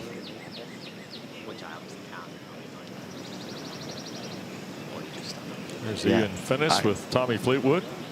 Just going to say, I got the wind. It feels like it's pretty much straight down, but it should be a tiny bit out of the right. And I think the wind did fool these guys a little bit on the last hole. We got a glimpse of you and Kratzert in deep conversation back there. You guys getting it all sorted out? Yeah, we are. We were just talking. Billy said, hey, not all breaks in golf are bad ones. But I said, you only remember those ones. Yeah. 9 miles. Graham, it shows on our gauge here a wind of 9 behind them, pushing them. Yeah, that's pretty much what it feels like here. Almost straight down, maybe a puff out of the right. Yeah, look at that. We got video of you and Kratzert sitting there, standing there. You guys look good. Yeah, it's over here. There it is. Yeah. Hey, Billy, good to see you. Good to see you. Yeah, yeah. One of the greats. Yeah, that's it. Tighten up, Kratzert. Yeah. Suck it in a little bit. Big Saturday night in Charlotte. All right, here's Fleetwood. Yeah.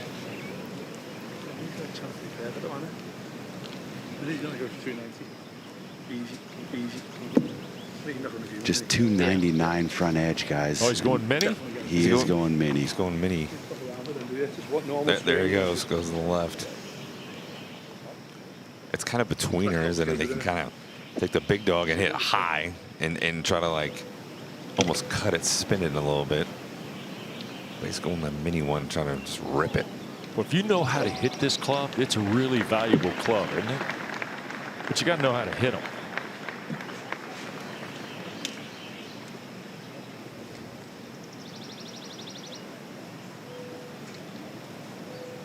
He's choked down just ever so slightly here as well. This started up the right, needs to turn, but it's not. That's going to be in the bunker short of the green. Okay, so the mini.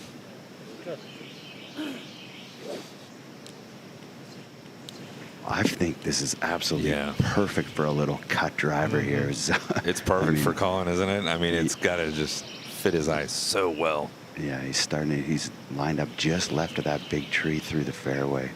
Just bleeded off that. Started it a little right of where he wanted. That's probably going to find that trap as well. Morikawa races it right up the green. Look at that break. He's going to go over.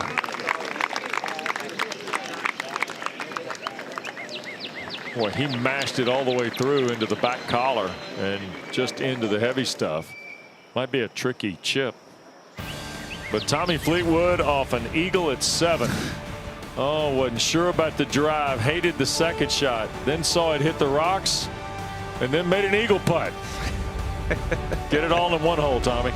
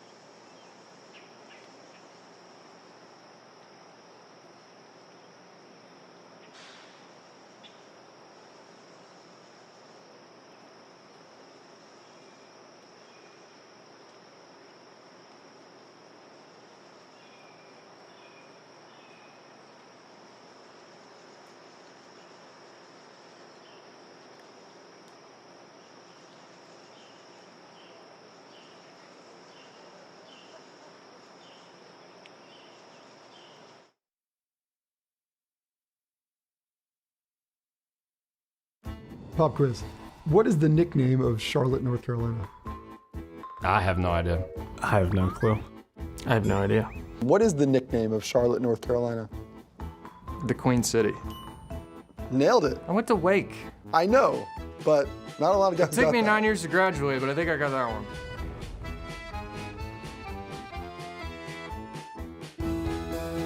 And the Queen City's been a terrific host for the 107th PGA Championship. Of course, it was here 8 years ago, returning to Quail Hollow Club again here in 2025, and off to Philadelphia next May, 14 through 17, Wanamaker just outside Philly in Newtown Square. To register for tickets, do it now, pgachampionship.com/register. And we're about 15 minutes from uptown Charlotte and the 8th hole at Quail Hollow Club. Nobody has been able to drive the green. Collin Morikawa ran through it. Tommy Fleetwood will play from that front bunker, and Morikawa, I think, I don't think that's an easy chip shot from back there, is it, Hunter? It's not easy, but it's not too difficult, right? It's a little bit uphill, but the green is actually pretty flat back there where he is. He's not really chipping on a downslope or anything, but Tommy definitely with a more difficult shot here. So Fleetwood from the bunker. Yeah, it's always challenging of a bunker when it's nice and deep. You can't see your landing area, and that's so important out of bunkers. Figuring out where you want to land it, how you want it to roll out, and play the slope. Pretty difficult from here. Yeah, and there is a ridge that he's either got to run it over or fly it, and he's chosen to go low. You get up there, that's pretty well done. We'll have that for the birdie. Yeah, good shot.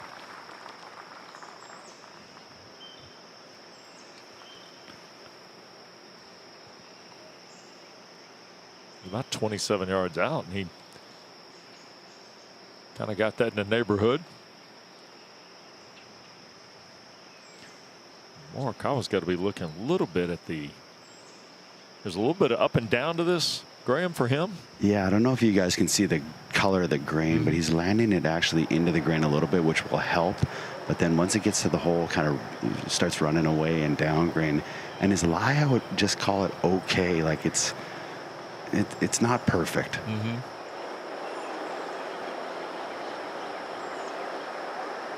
I feel like he's had this shot before, right? This looks so familiar to 5.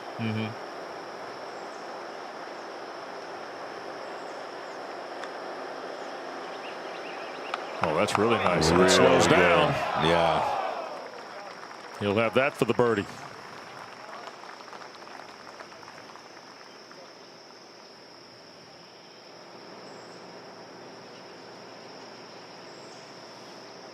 Fleetwood going to have about 9 feet on his putt. Morikawa right around 4, it looks like.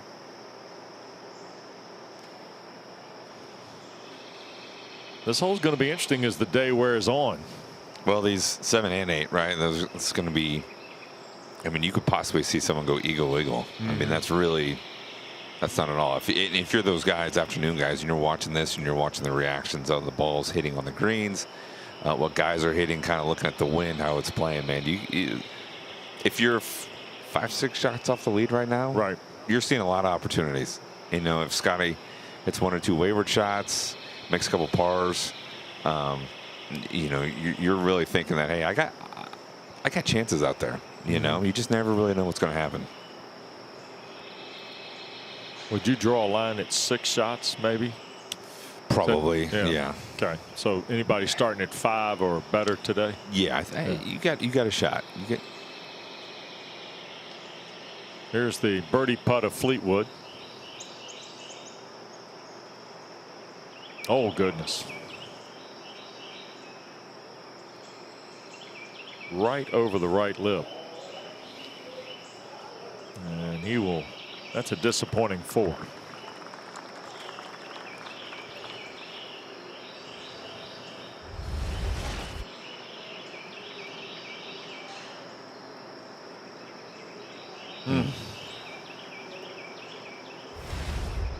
Kind of half in, half out. Yeah, huh? I mean, that was. I think he thought if I hit it firm, it'll hang there. I don't think he hit it probably quite as hard as he wanted. Morikawa for his 3rd birdie of the day. And he got it. Poured it right in. Back to 1 under on the day. 2 over for the championship.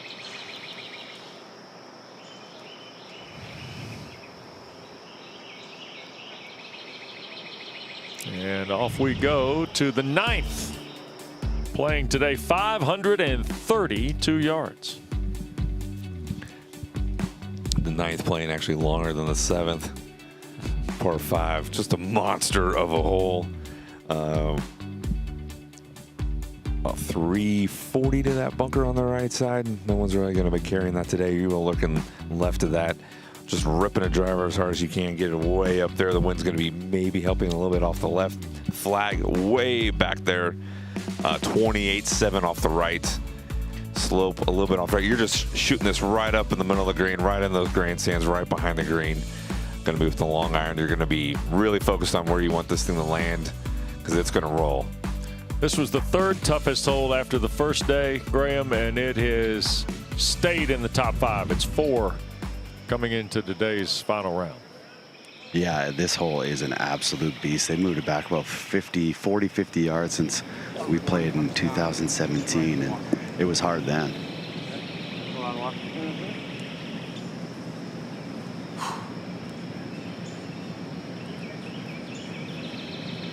Morikawa first off the birdie.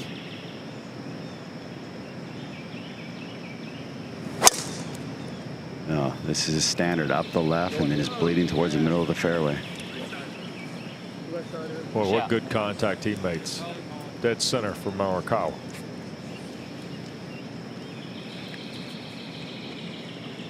Sixth fairway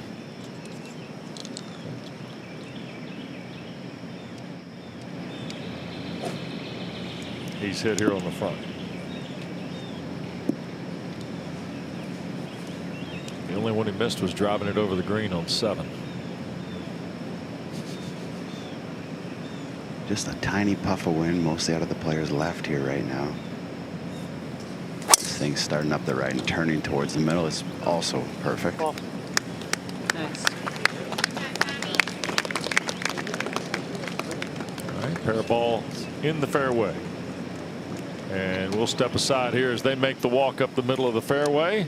When we come back, PGA professional Natalie Sheehan joins us talking about Collin Morikawa's cut shot.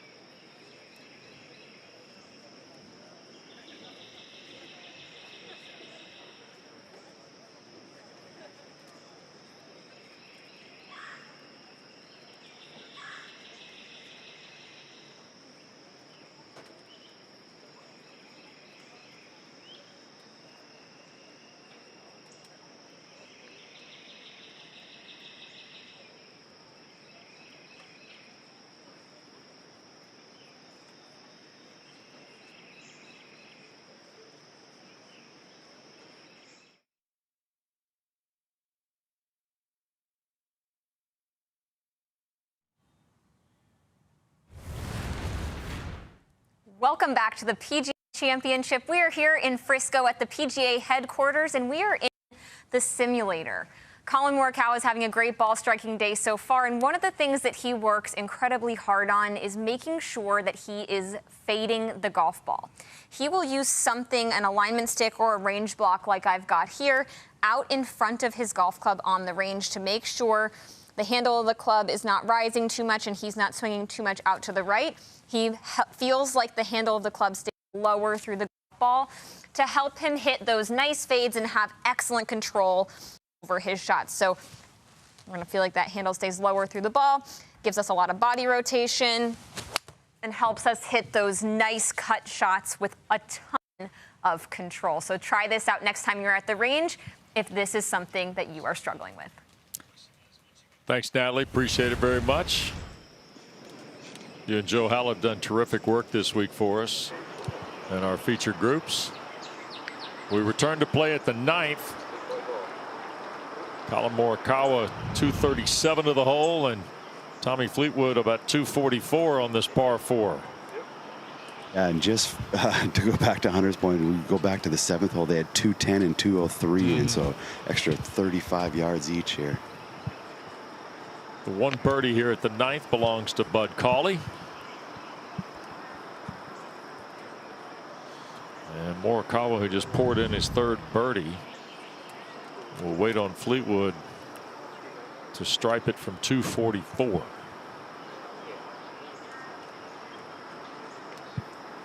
Graham warming up, is it, on the golf course? Yeah, I'm kind of starting to seek shade any chance I can get now. It's pretty warm out here. Yesterday afternoon was a little bit of a burner.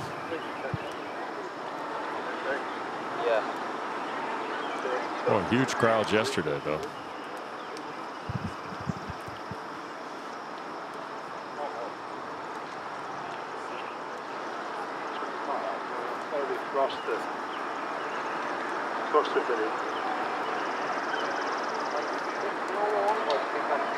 Tommy Fleetwood makes his 156th career start this week.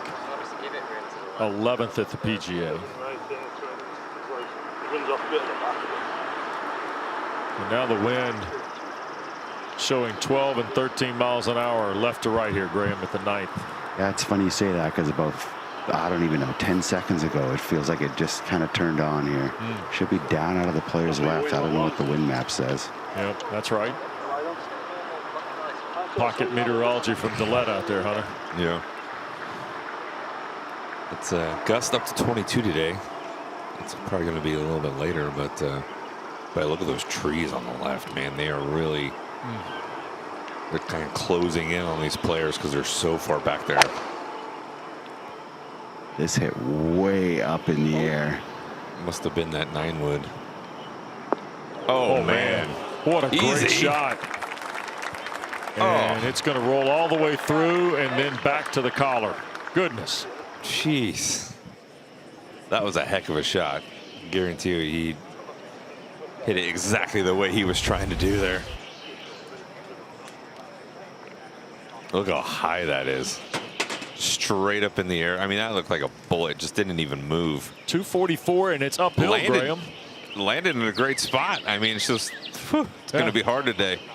Well, Billy Kratzer just came and walked past me and gave me a little devilish grin and said, "That's as pretty as it gets." Yeah, sure was. This also a 9-wood. Also way up in the air and cutting slightly though. Yep. Easy. In the bunker.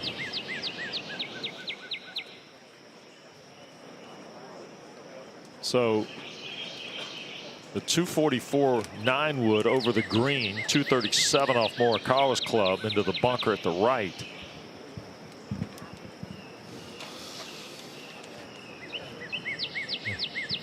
And the walk up here to the 9th green. Busy part of the golf course here at Quail Hollow Club. You've got the 9th and obviously the 10th, but you've also got 1 and 9, but you've also got a spin back where you get a look at 3 and so forth. There's young folks enjoying themselves. Tell you what, you can get some Suvies here now. Merch is prominent on this golf course.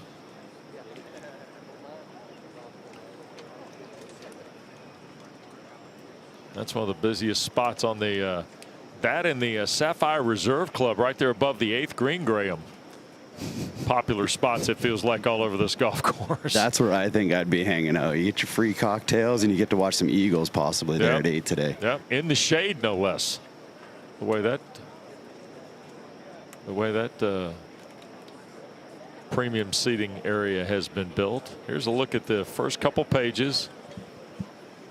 So if you had to pick somebody here within the 5 or 6 shots we're talking about, Hunter, who intrigues you? DeChambeau, we all know about, right? Is there anybody? I mean, somebody like what do we know about Davis Riley or JT Poston? Poston's a winner, kind of a local guy, if you will. Yep. Hour or so away. Keegan Bradley fascinates me today. Yeah, Davis Riley's a big hitter, young guy. Kind of had a lot of expectations when he came out on tour, and actually had some success, and then it's kind of been under the radar since. But how about your old teammate Alex Noren? Yeah, he hasn't played much. Obviously, he had that hamstring injury, been out, just has completely been off the grid, then just comes back and plays. And I mean, that's kind of one of the advantages. He's probably just extremely mentally rested. You know, he hasn't been under the gun for a long time. He's probably been super eager, can't wait to get out and play. Probably actually had low expectations kind of coming into this week. But playing obviously great, you know. I mean, he's leading the mortal field, right? You know, Scotty's in the immortal field, and he's just playing like a god right now, just incredible. 500 his last 5 yesterday. I mean, are you kidding me? Yeah. The Green Mile. It's ridiculous. Nobody since Dillette, man. Nobody since Dillette. That's right. Yeah. There's got to be a plaque out there for Dillette, right? There's got to be should something. Be. You know? I don't know what happened this week, Graham. I haven't seen it, but I've been searching every time. And they must have removed it, I guess. Gonzalez didn't find it for you in his work out there, by the way. He walked around this golf course a lot yesterday, old Dre. Yeah. All right, here's Morikawa from the bunker. Yeah, he's on a nice little upslope here. He's got some green to work with, but it's kind of awkward how it lands. It's going to kick it left, but then the slope actually goes the other way. Oh, we got a good look at this. Great That angle. is beautiful. Oh, terrific camera work by our crew. That was fun to see. That was really cool.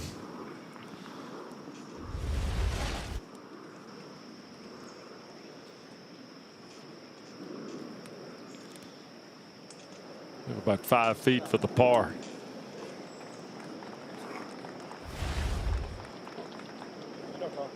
Now Fleetwood over the green about 34 feet away. And he probably wishes he was about 33 or 32 and 6 inches, because it's kind of awkward how it's up against this deeper stuff here. Okay. It's still a pretty simple chip, but it'd be really easy if it was 3 inches further up. Oh, just put the blade behind it, and How many times has he skimmed the rim? Man, that was a great shot. You know, he flew it right over. There's that false front, kind of false back area that he flew over.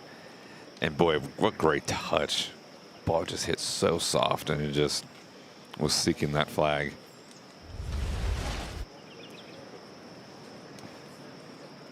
Tommy's going to tap in for the par. Another look here at this. Look at that. Oh, it just stopped breaking. What a shot. Nice front for Fleetwood here. Tommy Fleetwood, 33. Going out. And the ricochet of the day.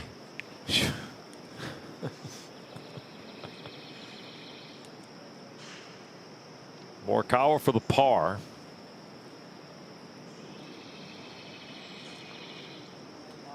Nope, missed it. Knew it when he hit it.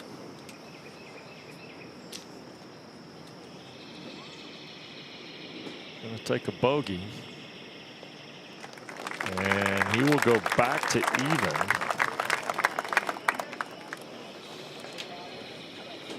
So he shoots 35. And 33 for Fleetwood. And as they make the walk to 10, let's rewind to yesterday. Scotty Scheffler. I mean, baseball's got great closers. We saw one here yesterday. Third round, missed a putt. You know, kind of 6 under, trailing by 1 when he got to 14. And then all of a sudden, he went more than 1 gear up, didn't he? Really incredible. It was so condensed all day. It was back and forth between so many guys. And then he just, to say he took advantage of the scoring holes, you know, he did what he needed to do, and then a little extra. And of course, save some of the best for last. Birdie at 17. A lot of guys had trouble with 17 yesterday. Sure did. And then You he know. got to 18 out. This was amazing. Perfect drive. And then right Iron. down the slot. Man. So he's got a 3-shot lead as he plays this afternoon. And we told you, 5 under in your last 5 at the Green Mile. And then some. 14 to 18. Scotty Scheffler yesterday. There's our man. Graham Dillette did it 3rd round 2017 here at the PGA. Rory McIlroy, Dustin Johnson 4th round and 2nd round in the normal tour stops in the Quail Hollow history. It's a pretty strong list. Absolutely one of the toughest stretches in golf right there. Scotty's so good at, like, he just never takes his foot off the pedal. He always wants more. So, Graham, watching that yesterday, what kind of flashbacks were you having? I wasn't really having flashbacks. I was just wondering what it would be like to be Scotty Scheffler and playing just kind of, it seemed like ho-hum golf for the 2.5 rounds, and all of a sudden, like Hunter said, I like that F1 reference he made earlier, like changes tires and just put the pedal down late and just separate himself from the field. It's unbelievable. Here's Fleetwood at the par 5 10th, playing almost 600 yards today.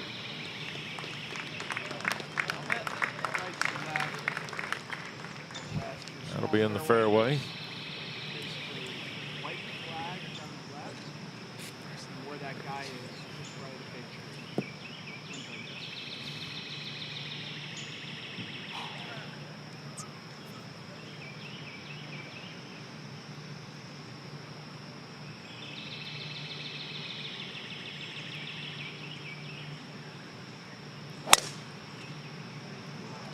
Morikawa didn't like it when it left his hand.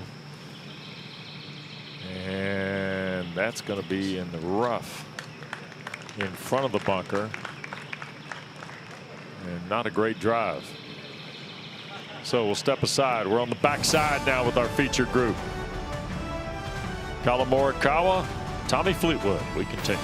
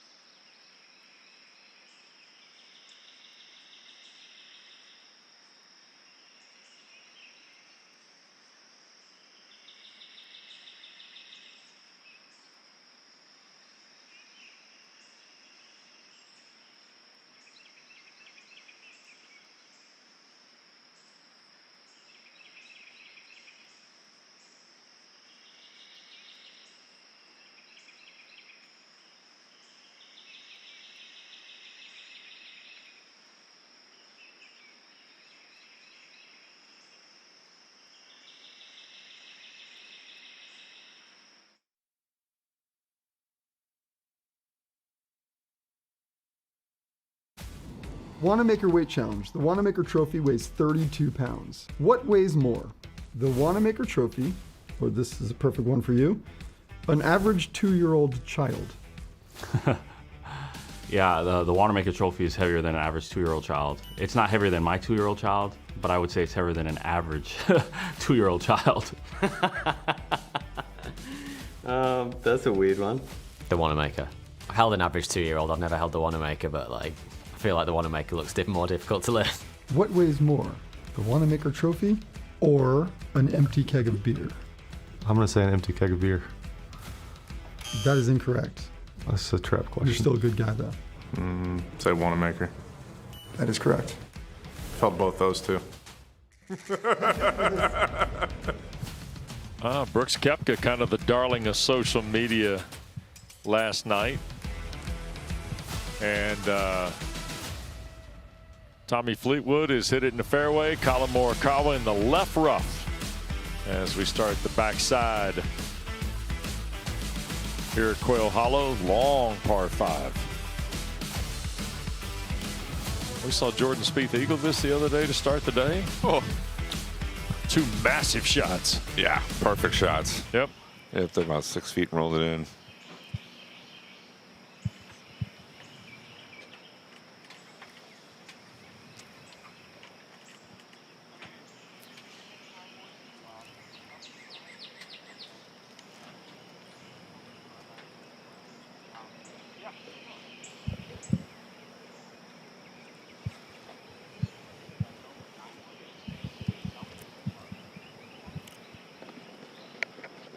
Collin has got 299.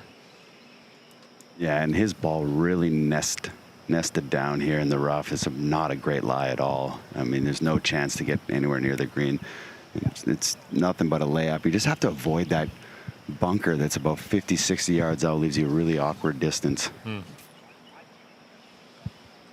He had played the par 5s and 8 under prior to the bogey at 7.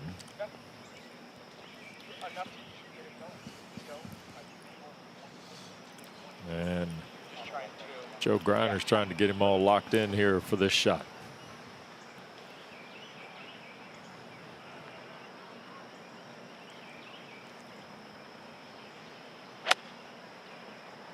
You can see how much speed he brought to get that thing, and it's just tumbling down the middle.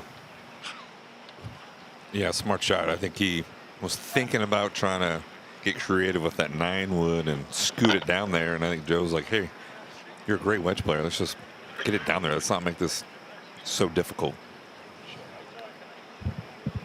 Pin is 20 on, 4 from the left. So 283 for Fleetwood. We had Michael Collins with us at breakfast. Apparently he's working on the alternate show.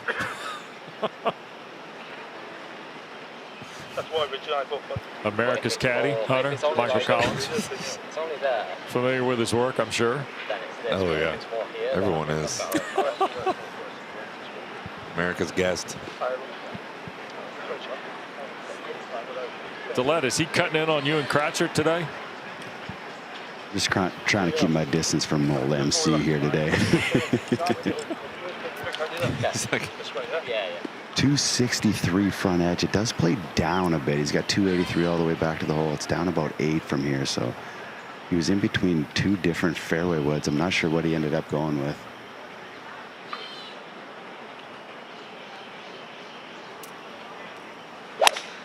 Just have to make sure you don't miss this left. It started left and needs to cut. And it's going to be in the rough. Far rough for Fleetwood, who looks to the golf gods for answers.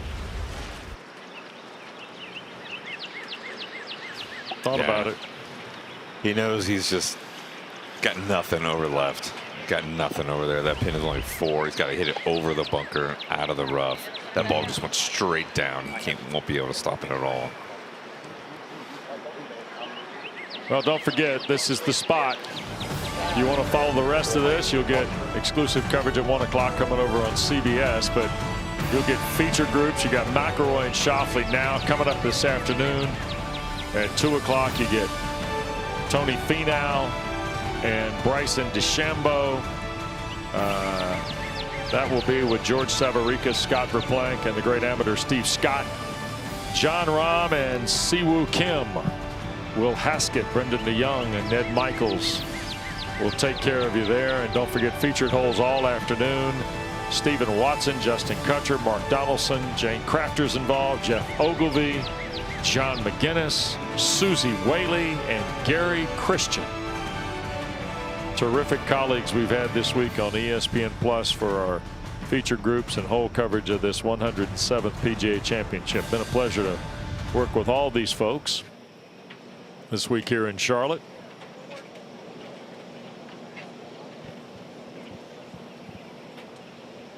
As these guys open up here on the 10th on this backside, and Morikawa is going to have roughly 86 yards on his 3rd shot, and Fleetwood's going to be tinkering over there in the rough by the green for what'll be a handful, it looks like. I want to go back to the discussion we had here real quick, Hunter and Graham, about management. Hole management for Morikawa comes into play here. Now it flares and rears its head for Fleetwood, I think. Yeah, there's no doubt. Morikawa, and when you're out of position, you're out of position. So just get back into position, right? There's no point of pushing it up there. He's a world-class wedge player, and I'm sure Joe was telling him, let's just get you a comfortable wedge shot in there. Let's make birdie. You know, what's the point? What's the point in gaining 10 to 15 yards? The only real tricky part is pretty straightforward wedge shot. Anything that lands short here is up the hill, and then this pin, and then everything behind it runs away. So if he flies this 1 or 2 past, it's going to shoot all the way probably 40 feet.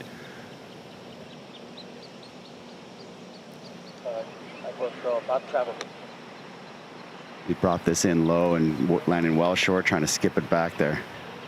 Oh, and it checked. So the birdie putt's going to be about 15 feet.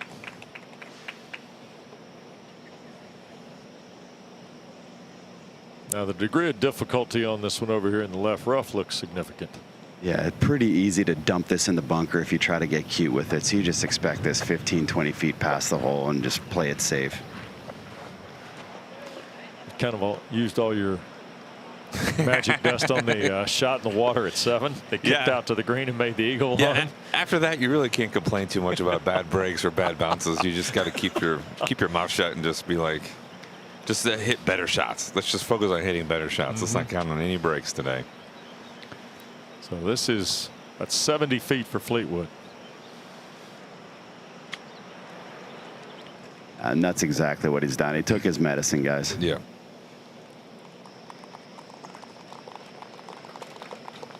Kind of got to be careful. You just make par here, right? Don't turn it into he did the right thing there, right? Yeah. Like the landing area is going to be at the flag. Make sure you get it. You know, don't turn one bad shot into two to three, right? So that's when you're out of position on a golf course of this magnitude. The golf course will win if you push it.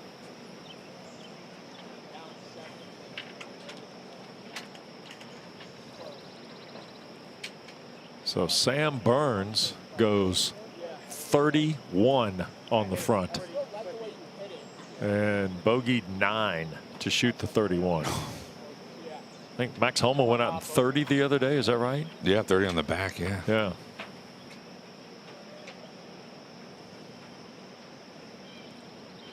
It's golfing. I mean, it's perfect weather out there right now. I mean, this course is in perfect shape. It's handled all the rain so well for the past 10 days. Yeah, it had so much rain, 4 inches plus from Friday until Thursday when the championship started. And then a little more yesterday. Thank goodness there was only just a little yesterday compared to what they had during the days leading up to the tournament. Here's Fleetwood now. Yeah, he's putting right across this little ridge basically on the green here. Tough read.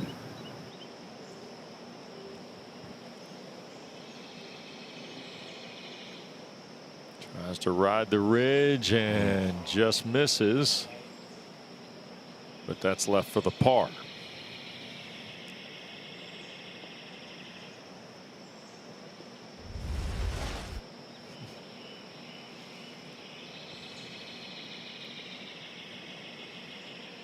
Fleetwood kind of wearing it on his sleeve a little bit now. Morikawa.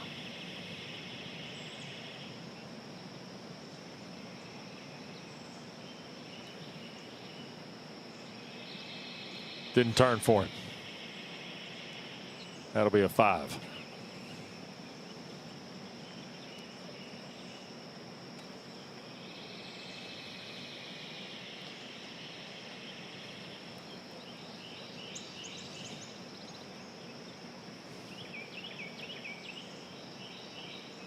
The par 5s that he was just owning in the first 3 rounds. He has played 1 over so far today. A bogey at 7, now a par at 10.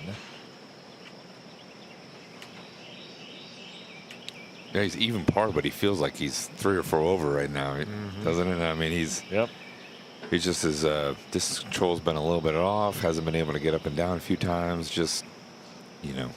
Feels more sloppy than it is really bad golf. He made 3 birdies at 7 and 3 birdies at 10.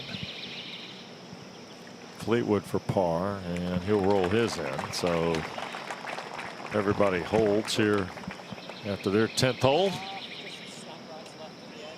And a quick reminder to you, PGA Junior League brings friends, families, and communities together through golf, all with expert PGA and LPGA coaching. Find a team near you at pgajrleague.com. Here's a look at the backside, and you see the front here at Quail, and now you throw in the second 9. And you see they've gone away from the main area, if you will, at the top of the golf course, and now they're going down to go out toward the north end again on the 11th hole, and then come back around, loop all the way back around to the west side of the Quail Hollow Club is where 14 and 15 land, and we're headed to the 11th here. Stock listed 462, playing 474 today. Hunter? Maxing out here right now. This pin is actually all the way 29 on, just 6 from the right. So this hole is just big boy hole today. Here is Fleetwood.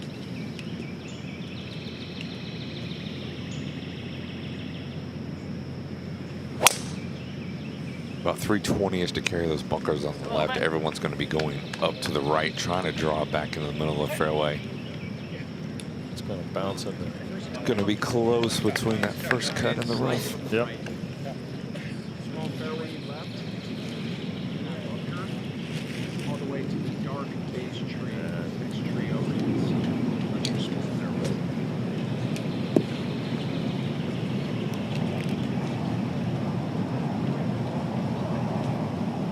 The wind should be kind of back in on these guys, just a little bit off the right. Collin going to go with his patented fade. It's going to kind of hit that wind to kind of straighten out. Nice, pulled it left. Kind of low left. Oh boy. It's 2 drives down the left side. Yeah, 2 bunkers over there.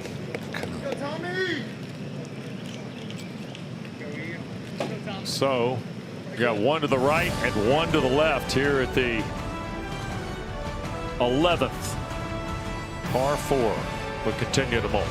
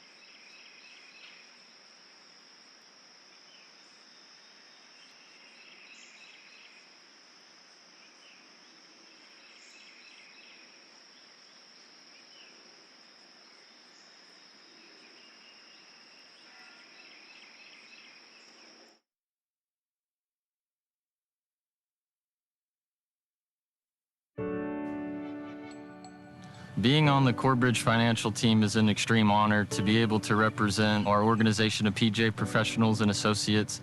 They've been a fantastic organization to support the PGA professionals.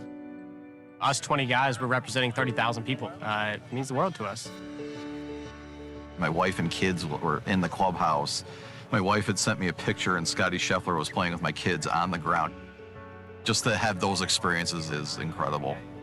I'm playing a practice round today with Rory, Shane, and Padraig Harrington. I work at the Bears Club in Jupiter, where there are members. They got a hold of me and contacted me and said, let's play a practice round. There's going to be a crowd, so I've never really done that. My locker's right next to John Rahm, Adam Scott, all those guys. Just being in the same room as them is pretty special. Hopefully we can all show up and show out for everybody.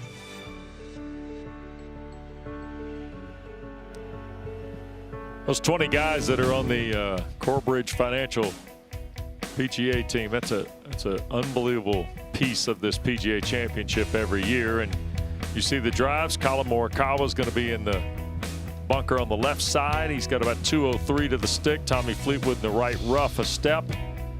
He's got about 211 to go at this par 4 11th hole.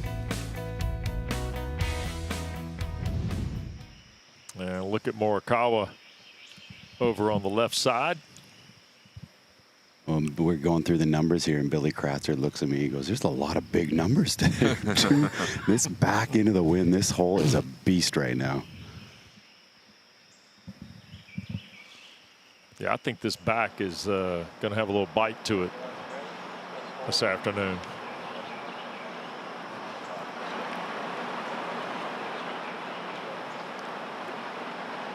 Especially if the wind picks up at all, right? Yeah, it's going to be gusty. Going maybe up to 20, 22 miles an hour. Should be pretty consistent, just west all day. So the players and caddies should have a good beat on it. But it, you know, there's so many big trees around here. It gets kind of confusing. Fleetwood. West to west northwest. From where we are now. There's a bit more cool. Right out here on this part of the hole where the dog leg starts to turn. And it really is swirling around here right now. It should be mostly in out of the right. It's kind of bouncing around. He's got 211. I mean, he's got to be looking about 10 short of this hole, I would assume. Call it a 200 shot.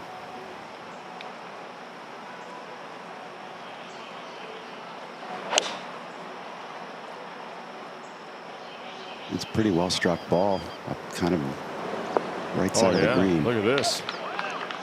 Chase up there a little bit.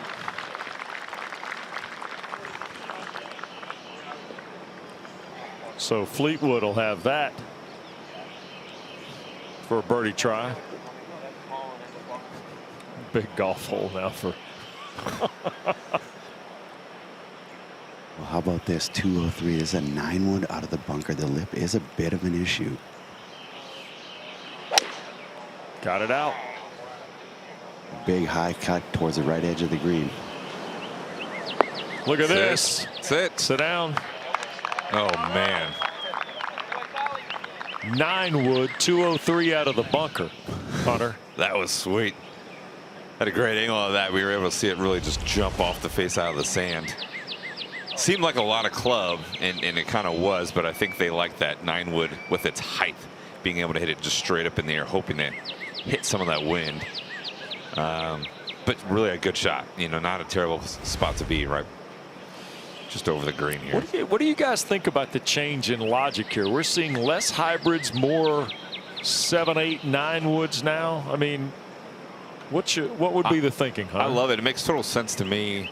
If you can get a hybrid, or if you get a wood with the right loft, where you can be able to hit shots like that, shots like on 4 or 6, where you can really hit it up in the air and control the speed, and control the kind of like the spin on it, and then get it out of this thick rough. I think that's what guys really. The hybrids don't do a great job of getting out of the rough. Okay. And if you got a 9-wood, you got that much loft, and you got the way that head is shaped, you can get out of the rough and really get it tumbling on these fairways. So it makes a lot of sense to me. Have we phased from hybrids to back to these longer, I guess, higher numbered woods, Graham, maybe?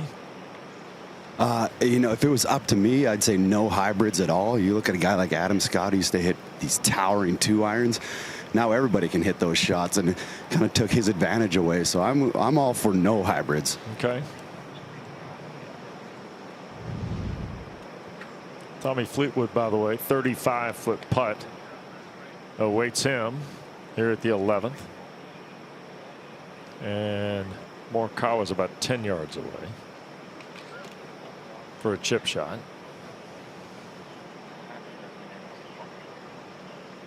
I think the equipment, along with the athleticism of golfers, Hunter, is really one of the more interesting mergers in the sport. Technology being one thing, but we can throw the ball. That's a whole nother discussion for another show.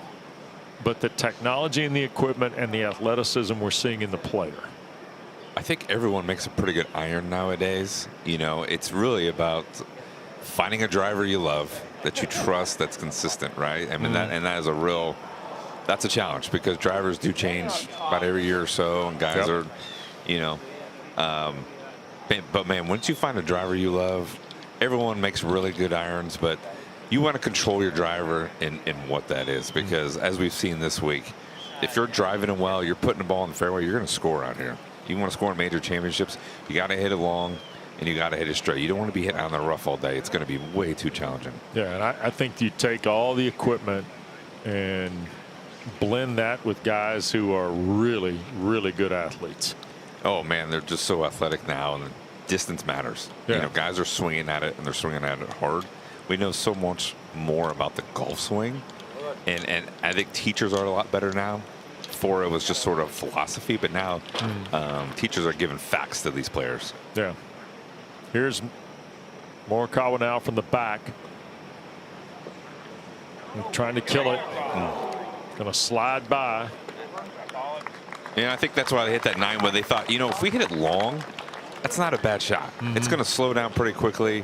Maybe even the wind might hit it, but that's not a bad place to be. Pretty simple shot. He almost made it.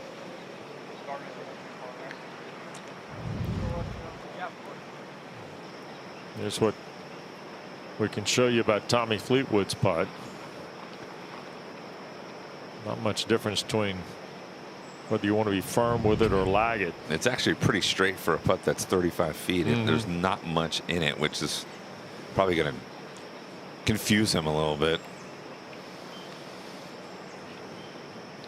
Kind of sneaky gets going downhill at the back of the screen here, so you got to be cognizant of that. It's easy to run this maybe 4 or 5 feet past the hole if you're not aware of it. 1 over for the tournament. 2 under today, and that's going to be about 3 feet short. Tommy thought he would be closer.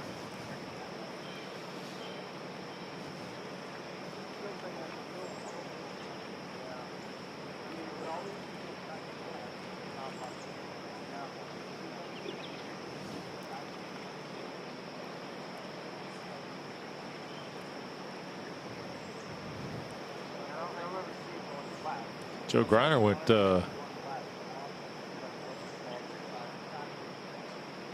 with the spider look. Went all the way down to have a look.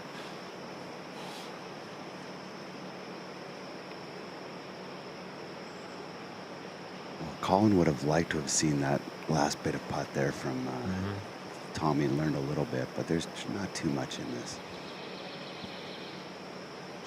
Nice putt. Par for Morikawa.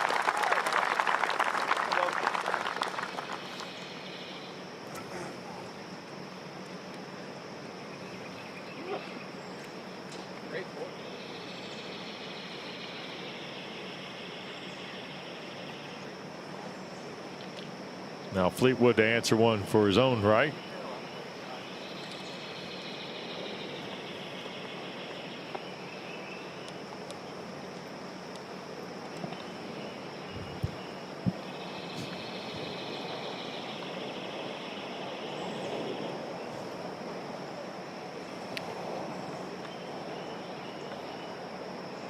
Xander Schauffele just birdied 10, by the way. He's now 4 under today, 2 under for the golf tournament.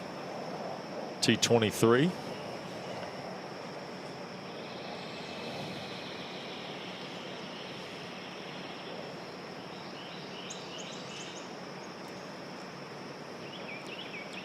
Par for Fleetwood. Both guys even on the back through 2 holes. And now we go to the 442-yard 12th hole. Little dog leg slide to the right. No fairway bunkers on this hole. Just a few trees. About 280 to about 300 is where the trees kind of lie. You want to make sure to avoid those. You want to hit this fairway. 12. The pin is on the front. It's 12 on 10 from the right. Another pin that looks more middle than green than what we're used to. but a lot of danger on this 5. We've seen all kinds of mistakes on the approach outside of this green. This one, we've got that slope behind the flag. Want to be left of this. Want to be able to use that slope. Guys should be able to hit some sort of shorter iron. Got to watch the spin. Don't want to be short. Want to land this at least to the flag. Got a nice slope. Use it. Hit it past the flag. Let it spin back to the hole and give yourself a chance for birdie. 9th toughest hole this week. And Fleetwood will lead our twosome here at the 12th. This thing should be pretty much straight downwind, but it's really swirling around in this back corner of the golf course here right now. Looks like he's got the driver, the big one.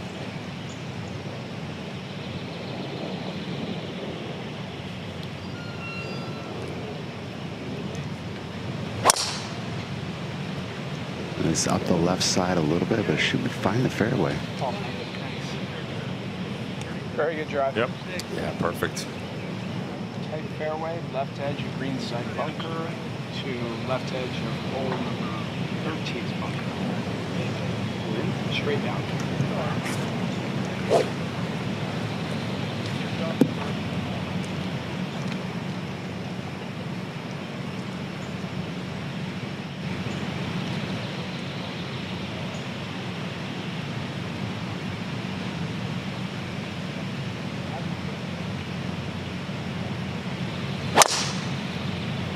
Up the left, trying to cut, but not really falling right. It's going to be in the rough. Oh, a few steps in for sure. Collin Morikawa has lost all 3 of his drives here on the back to the left side.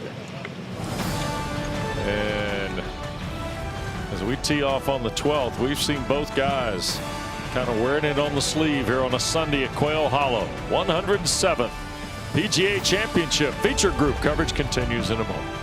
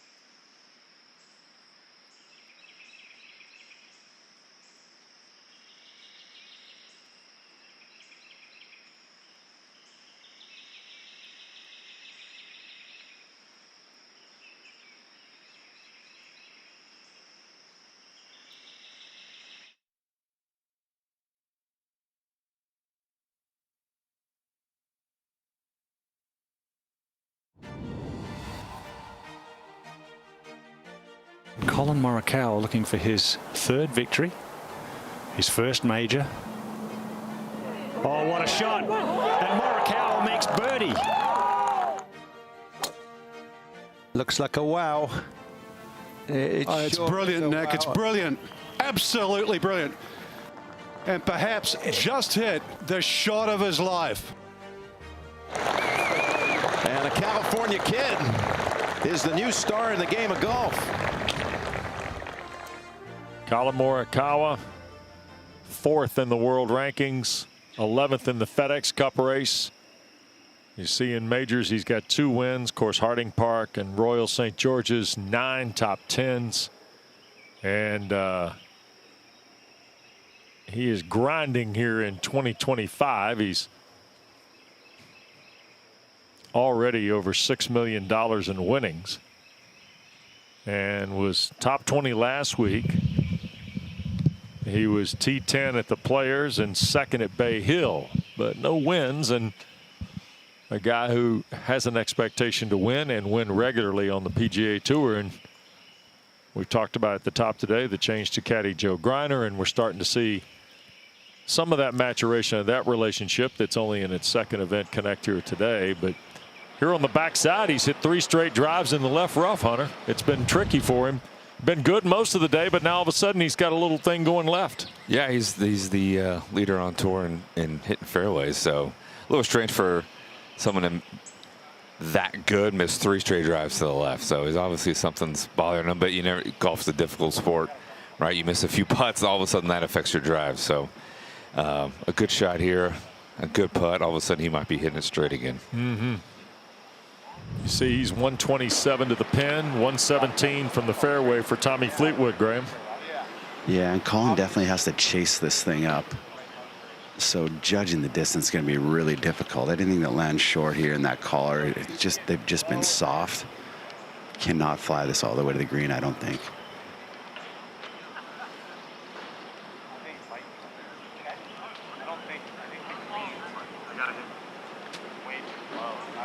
You don't have to hit that low. Yeah.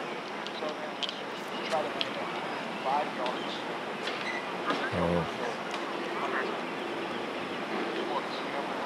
Morikawa trying to get a path of confidence here for this swing from the rough.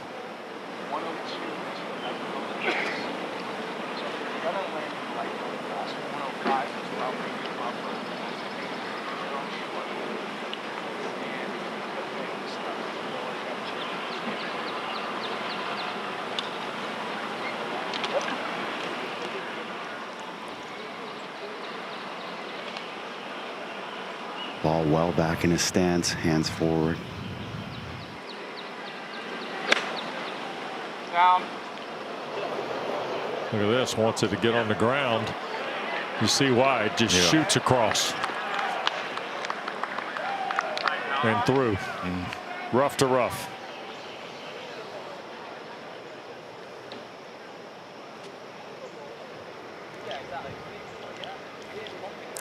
Feels like it'd be hard to stop out of that once you got it to the green, though. It is, but pros are great at those shots. They have a good understanding of where they need to land it. That would be a pretty disappointing shot for Collin.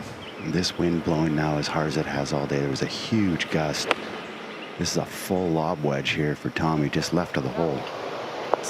Go. There it go. It's going to hold. All right. Nicely done. Fleetwood will have a birdie putt.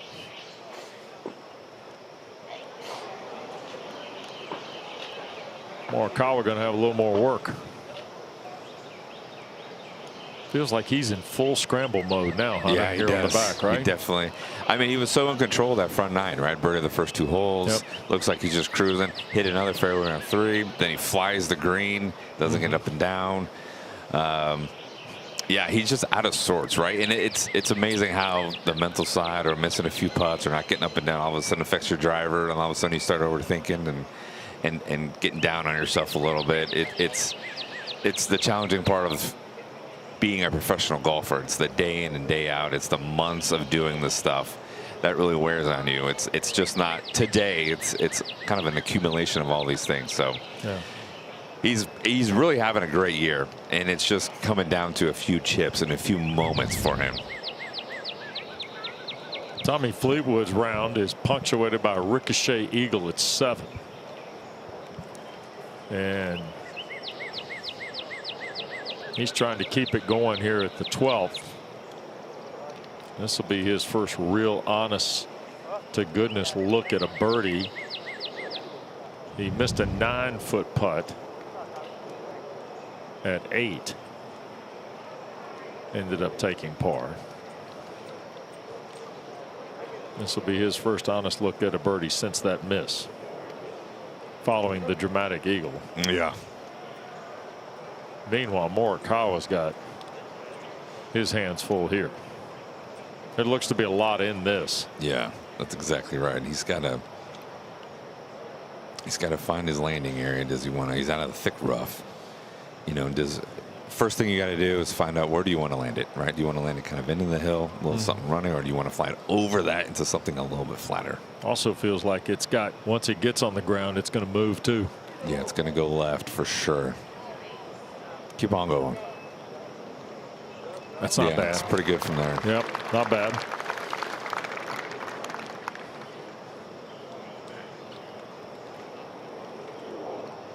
He had a 15-foot par putt at 5 on the front side. It was some really nice handiwork.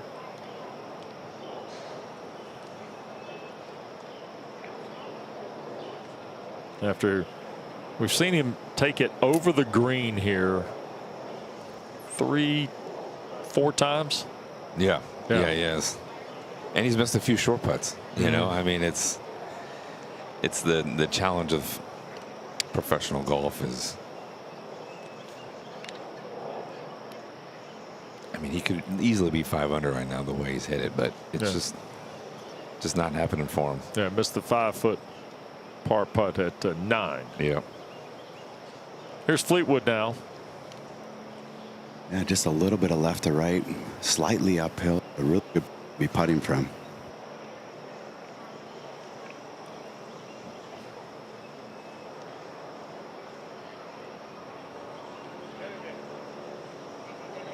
And another one on the rim. He's burned the edges on chips and on putts today. Yep, sure has. That's about 3 or 4 of them.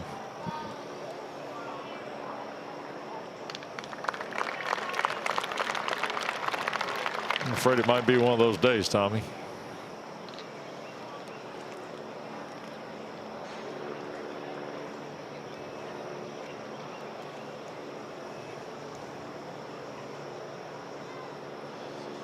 Now this to save par for Collin Morikawa.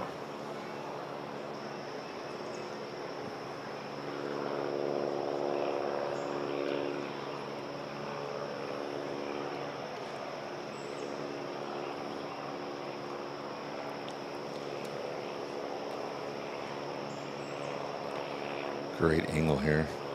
Wow. Big Look swing. at that. Big swing. That's a 6-foot par putt. Shows you how much slope is on these greens and is on this pin location. Wow. Yep. So he'll take bogey and go to +1 here. And we go to 13. 13 playing 205 today. Pin is 28 and 10 from another flag that looks really middle of the green. This is a massive green, but looks really, really center.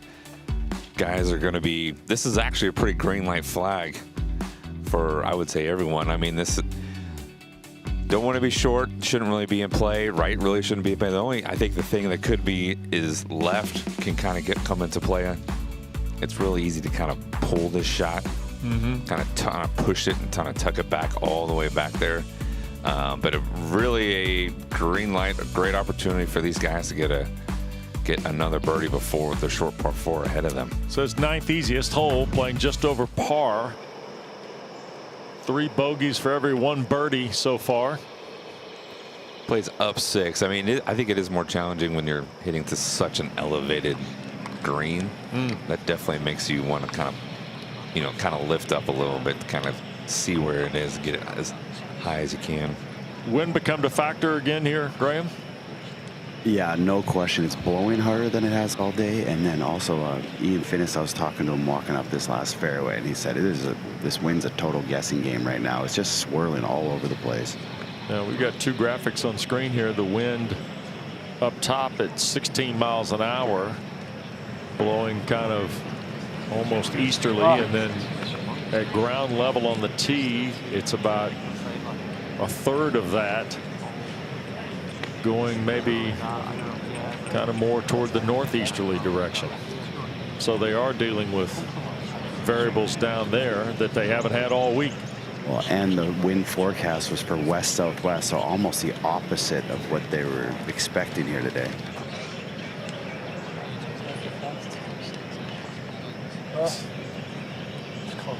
So Fleetwood and Ian Finnis are trying to sort clubs with conditions. Well, I mean, if I'm given the wind graphic, I'm saying it's still that west-southwest. It feels like it's mostly down here, but it's kind of hard to tell.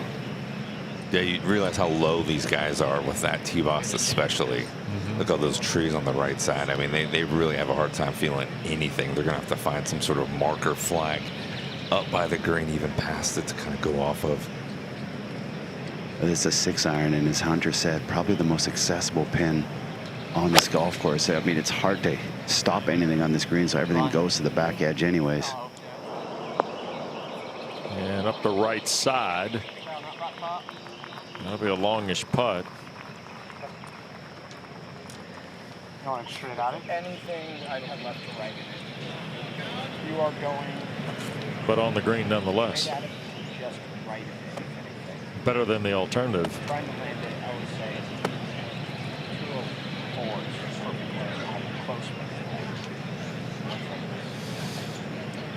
it. You got one.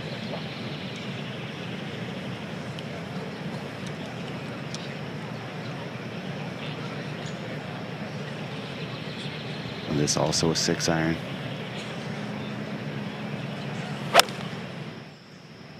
It's going left, trying to cut back to the left edge. And he's made the green. It's a pretty good shot. Yeah. Just carried that bunker by about a yard. Yep. Sure did. Morikawa's got a putt off a bogey at 12. Feature group coverage continues.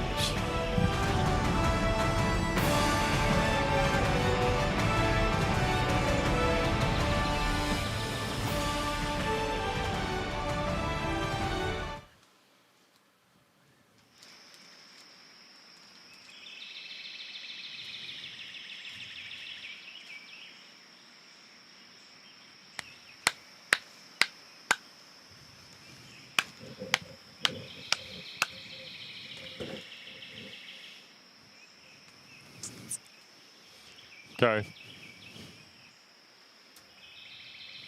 No problem.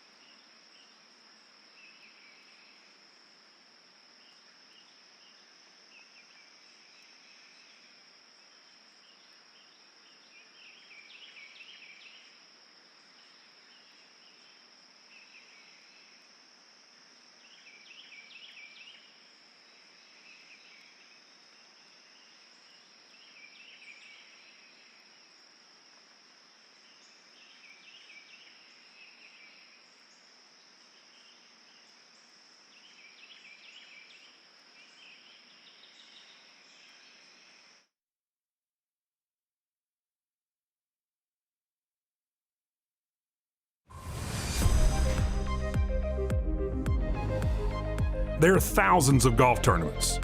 The infamous 6-man at the Clarksdale Country Club, and the member guest at Cherokee, and pro-ams and amateur match play events.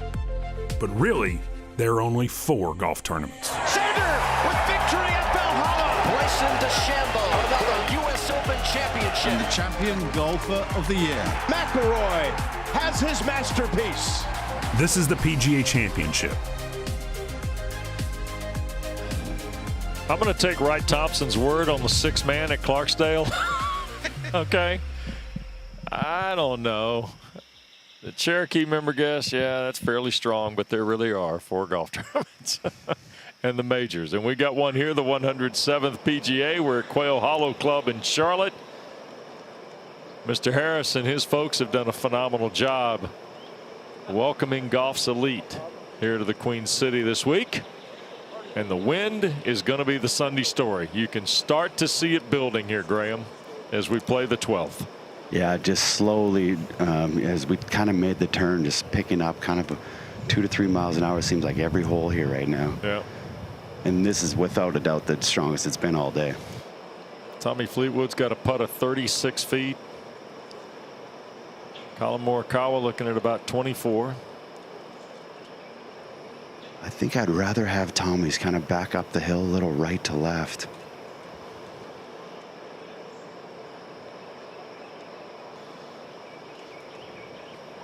Got it going. Is it on a good line? It's hurrying in. Oh, jeez. There's another one on the rim.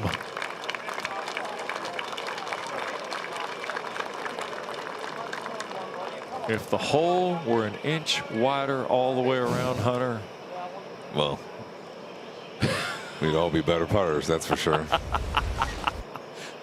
But this guy today would have made a lot more. Oh man, he's been great speed. He's had great touch. I mean, it's, you know, he'll just have to take that bounce on 7 as some sort of, you know, like, well, you know, let's just count a couple of those. Might have to push his good luck to Oakmont, right? Yeah, that actually is a great place for him. You know, another ball striker's paradise there. Yeah.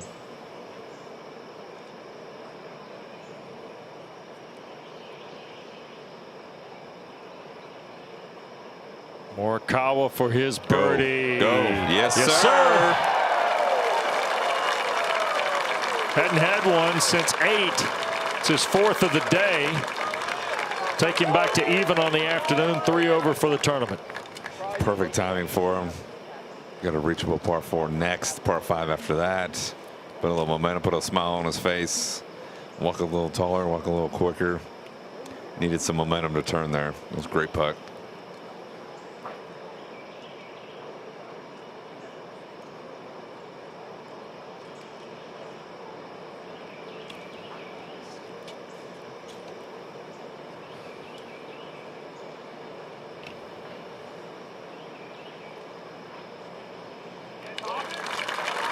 Fleetwood taps in. Off to the drivable par 4 we go. It feels like 14 through 18 is the best stretch on this golf course. So, and it starts with a cool par 4. If the wind's sort of pumping into left to right with that water over there on the left, it gets a little intimidating. I start with the pin position and then I kind of base my strategy off that. It really is just position and getting it in the right spot. The analytics would say that you would go for the green on 14 pretty much every time. I still think it's the right play. And I feel like I've played the 14th hole pretty well over the course of my career here. Oh yeah, keep going. Nowadays, we get so much help from stats guys, and the play is to bang it up there. It's a good golf hole, and if you want to win this tournament, you better pull up and hit some golf shots. And off we go. 344 is the number today at the 14th. What's that? Always. Dude, if I just get a little fancy with it. Yeah, totally fine. I think if I try and hold it against the wind, it's like 151 birdies, so that works out to 200 below par scores and only 44 bogeys.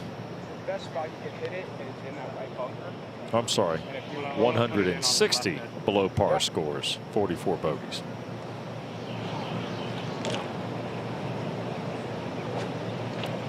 You go with your start finish line? Yeah, I mean, I'm gonna play it as if there's half as much wind. Okay. Make sure it's perfect. Yep. 344 back to the hole, but only 307 front edge, and it actually plays down a bit, so just over 300 yards front edge. This wind is out of the left. As a cutter, you got to start it out almost over the water here. Okay. And he did. And this drifting right. This looks good. And it's going to get caught in that high rough. In front of the bunker, Graham, right? I think so. Yeah, we saw Jordan Spieth in that same spot. It's going to be an awkward little shot there, depending on the lie in the stance. Tommy going with his little mini driver here again. A little bit easier to turn over, fight up against that wind.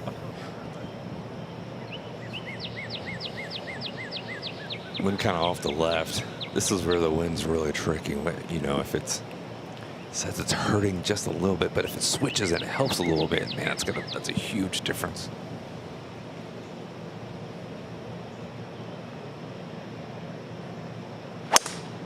Well, this is going left. Uh-oh. Trouble. That might be. Did that catch the bunker, Graham? I think it might be in. I couldn't tell. I'm up at the tee box here, but Fleetwood on the walk. Yeah, I'm afraid this is wet. Oh boy.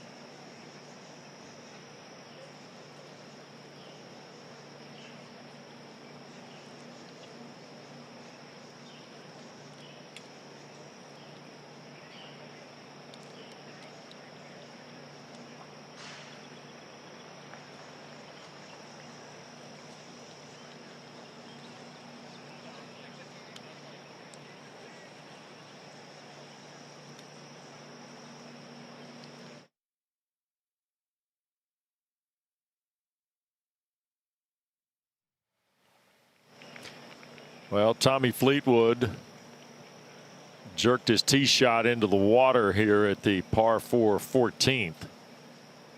And I think is looking for a line of flight in which to drop, and it may be back around this first bunker. As it plays itself out here, we'll see in a minute.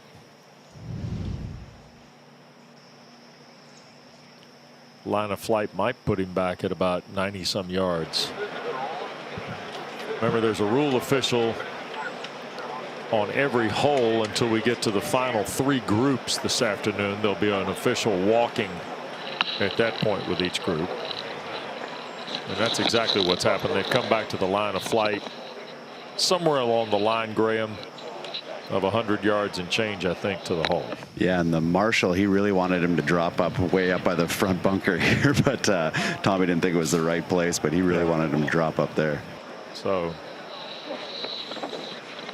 it feels like that ball had a pretty quick move on it toward the water. So now I want to clarify something here. It's an interesting question that folks watching who are amateurs may have. So if the marshal tells you where they think it went, it's still your decision? Yeah, you've got the better view of it, and you have a better. I mean, the marshals up there, they probably can't see the ball moving that fast from that far distance. Sure. They know where it splashed, right? Sure. But how it got there, I mean, the player really knows. And if you look at that line there, it's really high up there. It's not really that close to the water. Yeah. And so, I mean, I think Tommy I think he's exactly where he needs to be. He saw where that ball was coming. It was left or right off the get-go. Yeah, and the way you can see where it splashed, where it was coming, where it was drawing, and it didn't get up by that bunker at all. Okay. And ultimately, it's your responsibility anyway. 100%. Yeah. You know, and you usually double check with your playing partner and say, hey, does this feel good to you? And more often than not, they're going to like, yeah, you're good. And 99% of the time, the conversation with your playing partner goes the right way. I'm guessing. Oh, yeah. makes for good TV, though, when it doesn't. Yes, it's been noted. It's quite Graham. interesting. Yeah. Hey, Dillette, by the way, good time for us to mention that Hunter Mahan's birthday was yesterday. We didn't know that yesterday. No in our way. work. Oh, happy birthday, Hunter. Sorry, man. I didn't know. Andre Gonzalez, Hunter Mahan, all celebrating featured group birthdays this weekend. Well, thank you. Thank you very much. Yeah. Pretty solid. Yeah. Have James get him a little bite to lunch. Yeah, man. On the way back up. Fleetwood after the drop now. This is his third. And that's going to carry through and off the green into a step of the rough pin high to the right as he sees it. So 45 yards off is Morikawa, and he's up on that hill. And it is awkward. He's on a little downslope as well. He's opened this wide open, slid it underneath. Look at this. Look at this. Pretty handy. Yeah, that's insane. That's do not try at home, because you're just going to hit it right into your playing partner's forehead. I mean, look at this. Wide open, side hill, downhill lie. Hit that about 30 feet up in the air. Lands on the fringe just over the bunker. It still hit it past the flat because these greens are firming out so quickly. That was insane.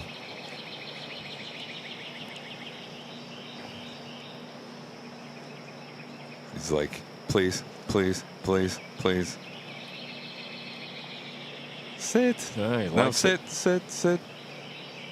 I mean, he executed that to perfection. I mean, he didn't even land on the green. He landed on the fringe. And don't forget, if you try it at home, you'll hit your playing partner in the head. Oh, no doubt. Or you're going to hit it right in the water. Tommy Fleetwood's got to get a lot into his thought here, because you do not want to cut this loose.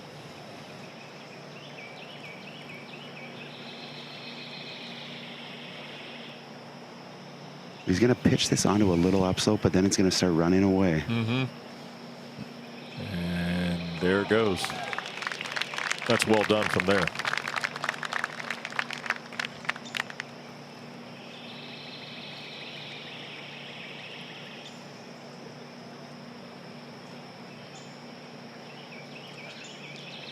So he's looking at his fifth for that putt. Meanwhile, Morikawa's got about 9 feet here for the birdie.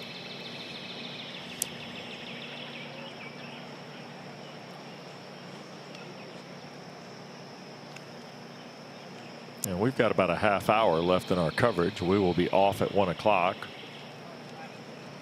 Pave the way for CBS's window to start. We'll have feature group coverage for you on a couple channels here on ESPN Plus the rest of the afternoon, in addition to the whole coverage you get. Well, I went and stood where he hit that second shot from, and I can tell you it's a shot that I definitely do not have or practice anymore. That was pretty unbelievable to give himself this look.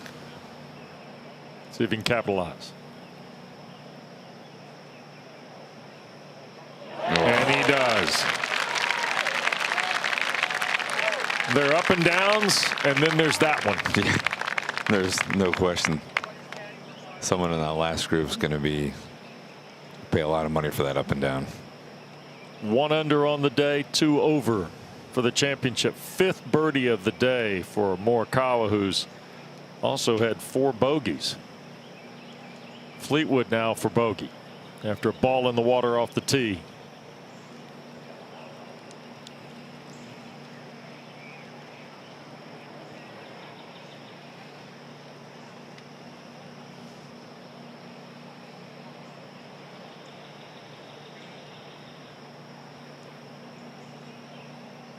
And he'll take away that.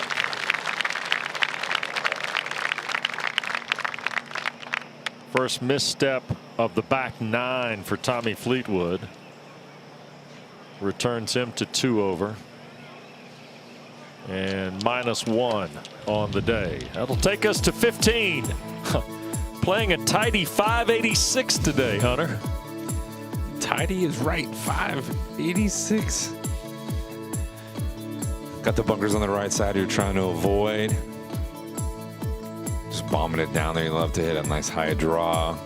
Collin will probably hit it over the trees with a little fade. Pin is really, really accessible, 25 deep, just 6 off the right. Plenty of room to kind of hit a 3-wood or something to scoot it up there. Another pin. These pins are very, I would say, soft today. They're not, you know, that first round felt like they put everything back up on top of ridges. I mean, these are very accessible, very opportunistic pins for these players. If you're anyone watching right now and you're, you know, 5-6 shots off the lead, man, all you're seeing is opportunity, opportunity, opportunity, and this is another one. Yep, and this might be your last scoring hole because 16, 17, and 18 are well documented.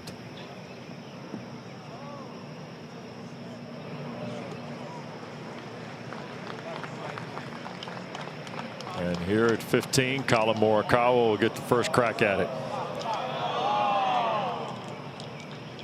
And he'll step away there. I think there's action either across the water there at 17 or. Same kind of as the last tee shot, wind out of the left. He's going to need to start this well left. And that's cutting big well cut. right. That's a fade and then some. This wind definitely still continuing just to slowly pick up here. And creating issue too, feels like, Graham, all over the place for these guys. Yeah, I don't think there's any question. It's a little bit of a guessing game, especially in those little holes. We get out here to 14, 15, 16, 17, and it opens up a little bit, and it's blowing the proper direction, but it was definitely swirling those last 6 holes.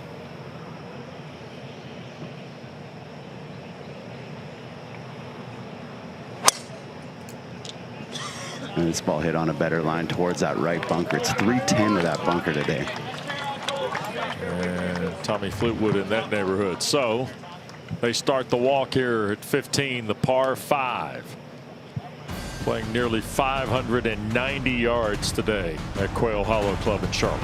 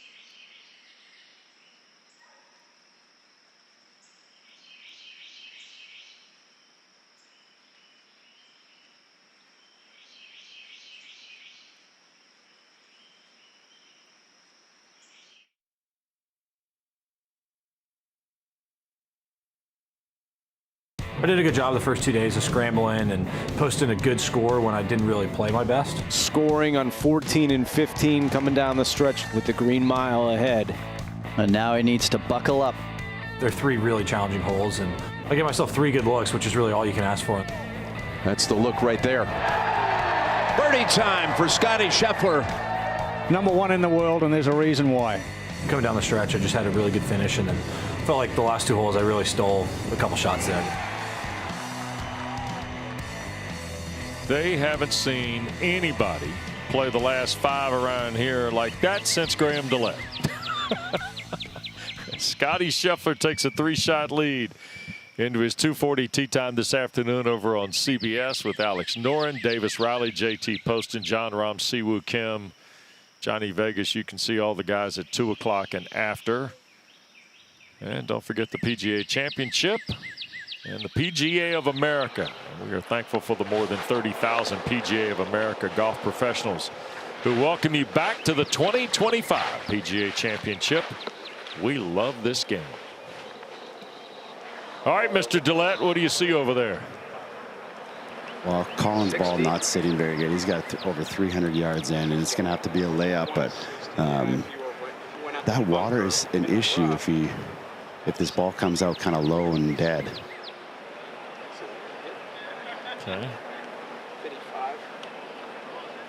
I mean, Fleetwood is in the fairway, though, right? It's either. Yeah, Tommy's got exactly 300 to the hole. Okay. It's either 9 or we just hit it out there, right? Obviously, but.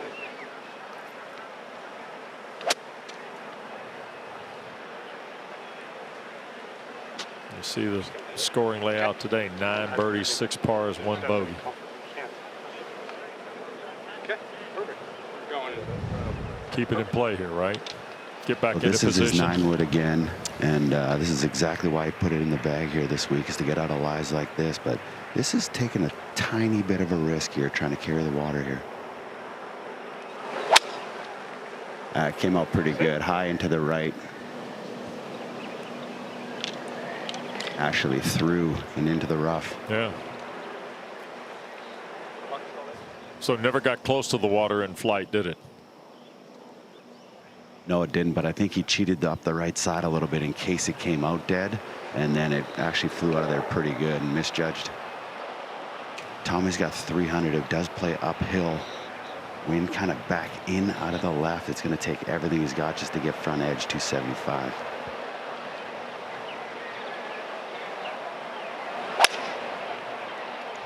This is hit high and to the right at that little collar in front of the green there. It's a pretty good spot. Well short. That got blown down, it looks like, huh?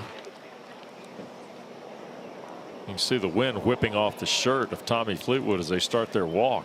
Yeah, as this hole turns, it goes right back into the wind, right? It's kind of a little bit of left, but. Yeah. Don't forget feature group coverage this afternoon. Tony Finau, Bryson DeChambeau. That starts at 2 o'clock. And then, of course, John Rahm, Siwoo Kim, 2:20 this afternoon. Featured holes all afternoon long. Justin Kutcher, Mark Donaldson, Jeff Ogilvy, John McGinnis, Susie Whaley, Gary Christian will be on the golf course in our featured hole coverage. There's a look at the 5 box. We got Taylor Zarzer and Mark Brooks working this morning. Peter Burns and Carl Paulson at work with Matt Every. In addition to the good work of Stephen Watson and James Crafter covering holes here today at Quail Hollow in Charlotte. We got a fun little group here we cobble together. Maybe we'll add another content channel next year of like breakfast discussions. The breakfast table. Yeah. We had Gonzalez, DeLette, Mahan, Every, Billy Kratzer, had Carl Paulson there this morning. All sorts of discussion about the game.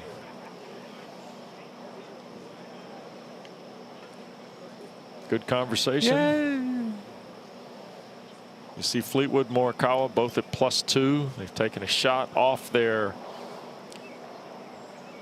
3rd round number.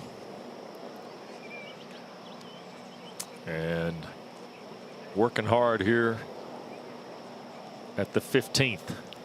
This par 5.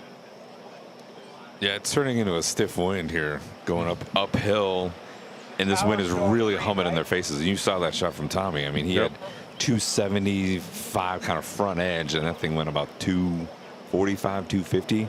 Muscle it. Yeah, and it really does feel like it's straight up, and you're kind of hitting off an upslope a little bit off that fairway too. So, Collin had to walk all the way up there to kind of actually see his landing spot going into this hole, and he's studying that lie as best he can to figure out how it's going to come. Is it going to come out low and kind of chasey? Is it going to come out high and get hit by the wind? There's a lot to think about on the shot. It looks like, Graham, he's positioned kind of in front of those first bunkers on the right, but he's still got the bunker in the middle that if you try and get too fine with this going up into the narrow gap, you could put yourself in trouble. Might swing too easy with 15. I agree. I'm going to kind of come down and kind of go like that.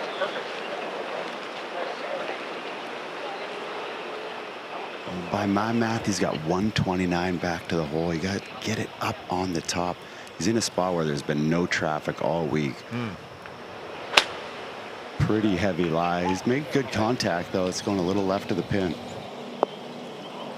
And it's going to roll all the way to the back and then down in the collection area and into the rough again. Yeah, flew way too far. They were trying to probably land at least 10 short, and it flew closer to pin high, and it went all the way through the green. This green in particular has got a lot of short stuff around it. He's hit 3 shots, and not one of them is from the fairway. It's nice. Yeah, struggling. This is a scoring hole. Yep. Fleetwood from 63. Yeah, kind of driving it, landing into that slope and killing it. That was a great shot. Yep, sure is. That'll be uphill into the green for birdie, right? Yeah, that's how you want to play the hole today. It's kind of better to be short of that bunker, like just short of the green, so you can just pitch right up to it. You know, there's really no point in hitting it, trying to hit it front edge. It doesn't really help you as much. You're just going to lose sight of actually the hole if you go left.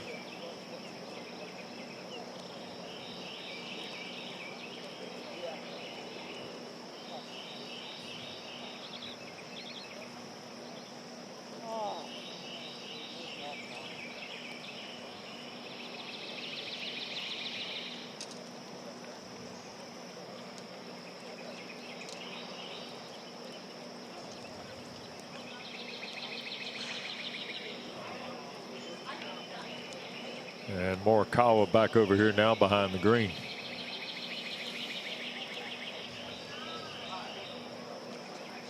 And this is kind of a tricky little shot. I'm guessing he's probably going to try to land this. Oh, no, he's got the fairway wood out. Yeah. It's just kind of awkward because to land it on the green takes a lot of just kind of like finesse.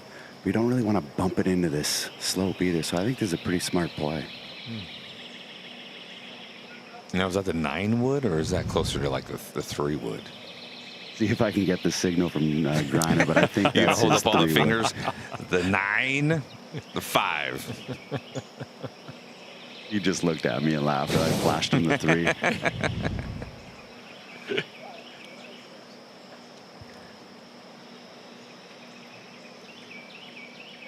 Now, these are shots you guys have had to, I mean, you got to work on this. I mean, the stuff like this, you just can't. This is one of the challenging parts of Quail Hollow, right? Because he's got a pretty good upslope in there. He doesn't probably really want to like bump it up in there. But this is a long distance for this type of shot. This is 53 feet.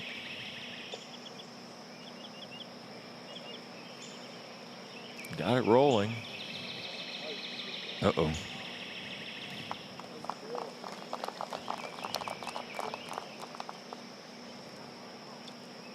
That's for par. What's left there?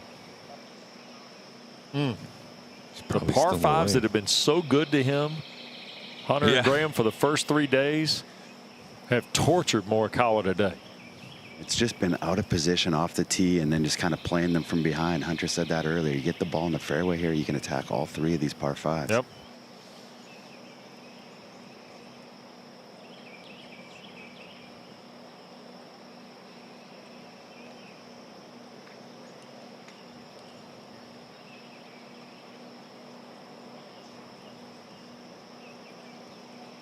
Here's Morikawa. This is almost 11 feet for the par.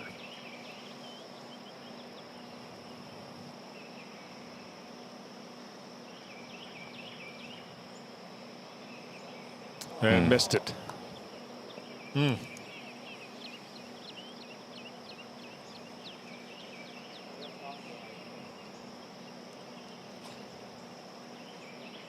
He's going to try and finish here for the 6. And does. That'll take him back to +1.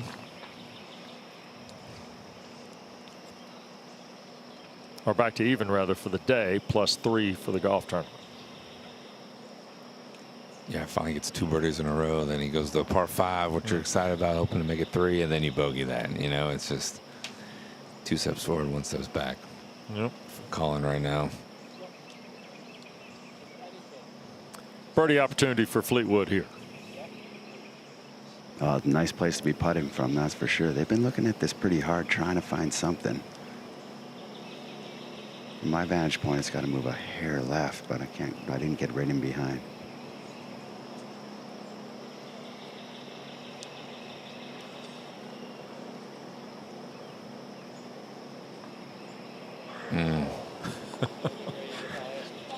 All day edge for Tommy Fleetwood. Really has been.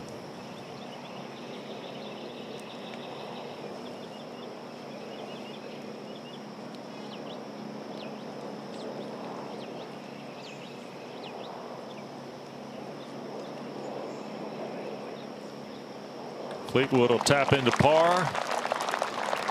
They go to 16. We'll be there after we see this from Wright Thompson. If players were given a club for every time they almost won a major, a dozen guys this week could arm a town the size of Abilene. Lots of players come close. Close enough for the loss to haunt them forever when they're getting paid to live in the almostness of fading nostalgia. But only a select few persevere to win a major. In that inch of difference between almost and champion lies the answer to so many prayers. We move on to the 16th par 4 coming up at Quail Hollow. All right, I'm going to give you an opportunity before we go off the air in about 15 minutes, less than that now. Given the conditions and the conditions changing, Hunter, does that invite anybody of interest to challenge Scotty Scheffler today? Oh yeah, these are great. These are perfect conditions for someone to throw up a 6-7 under round, right? I mean, it's the opportunities are there between 7 and 8 and 14, 15. I mean, there's just a lot of golf to be played, and it's still very, very challenging for someone to shoot. You know, like Scott. I mean, Scotty's clearly been the best player this week, but he could stumble and shoot 1 over, 2 over, and really not play that bad. We're watching 2 guys who are just burning the edges and just a couple mistakes here or there. Well, and here is the first step in the Green Mile. 16's been the 3rd hardest hole of the week. 17's been the 2nd, and 18 has been the 1st. And we will get tee shots here for sure at the par 4 16th. That today rolls out to 529 yards. Goodness.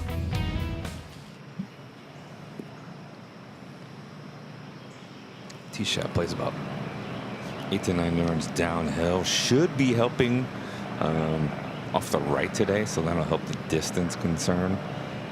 But still, it's just driver and just rip it down the middle of the fairway. For Tommy, he's got to start kind of right at left edge of that bunker and just let the wind take it. And there it is, center cut.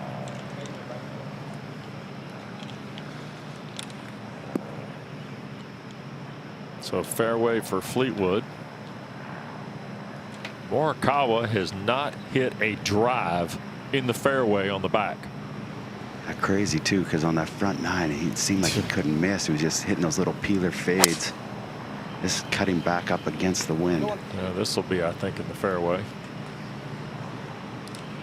Yep, there it is, dead center. That'll ride the sprinkler line.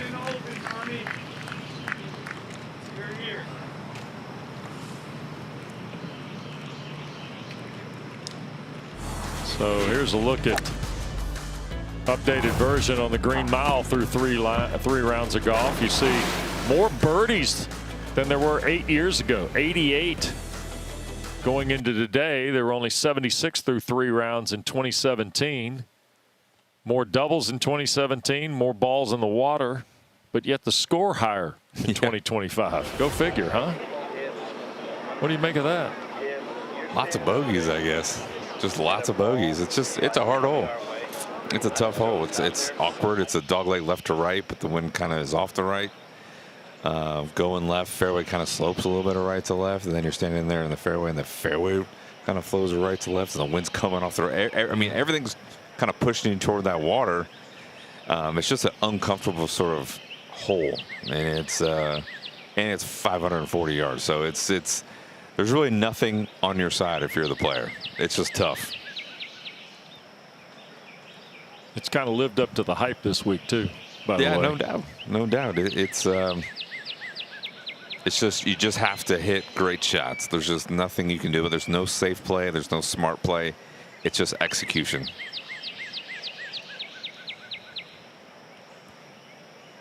We've talked about guys being close this week. Maybe not this week being close. Anybody you've seen this week that you think, like you mentioned, Fleetwood might be a good candidate and choice at Oakmont in less than a month? Yeah. I mean, Joaquin Niemann is a stud. He's only 26. He's a great player. You know, I think a lot of guys like a Davis Riley or JT Poston, these guys are growing up right now, right? They're maturing. They're starting to believe in themselves in these big situations. You know, Finau has been, you know, he went through that whole stretch, right, of just trying to win, kind of broke through, and now he's sort of kind of coming back in this major situation, and he's got all the skills to win on the biggest stage.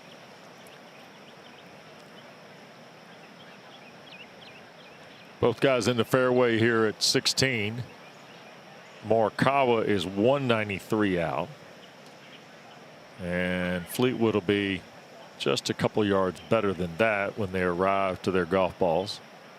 Well, the pin's 8 on and 6 from the left, so it's way up today. I mean, it's been spitting way back, over 20 deep for the first 3 days. So this pin is very inviting, but it's also, the wind's coming hard off the right. So you're gonna see a lot of players shoot it out way to the right and let the wind kind of bring it back to the hole. You see the numbers today of the 16 guys that have gone through. 4 bogeys or worse and just 1 birdie so far. Nikolai Hogard, the only birdie so far, and boy, he pounded it down there. If that is accurate, he pounded it. Wow, that is deep. Might have caught a gust. Yeah. Or a gale. I mean, he's so far down, he's got an angle. He's actually shooting it back up into the wind a little bit. That's probably why I over to stop it. Yeah, like I'm almost just thinking short's fine. just short is fine. Okay.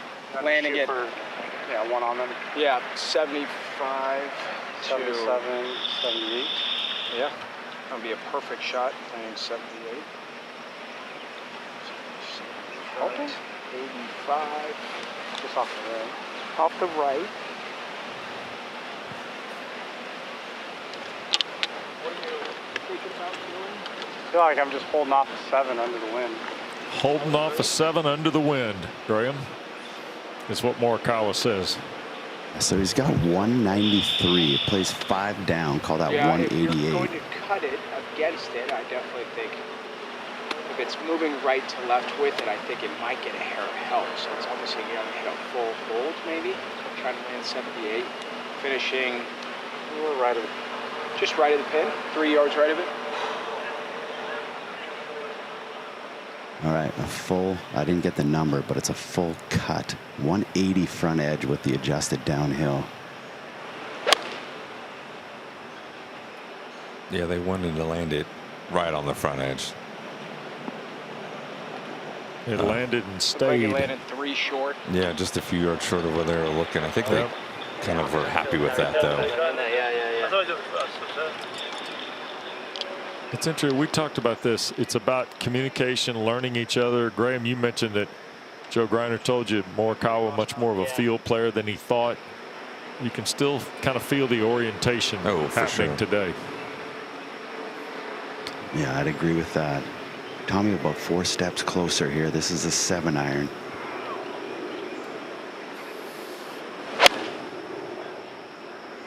Much higher ball flight on a pretty good line. And oh boy, Big hop after it hit. And it's going to roll out onto the collar, and a step 2 there.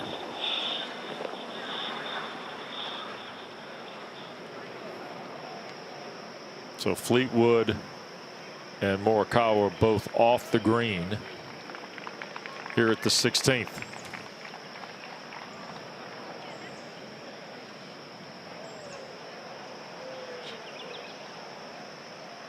And we'll take you up for these next 4 minutes. We'll try and get you maybe the putts or the shots here for their thirds,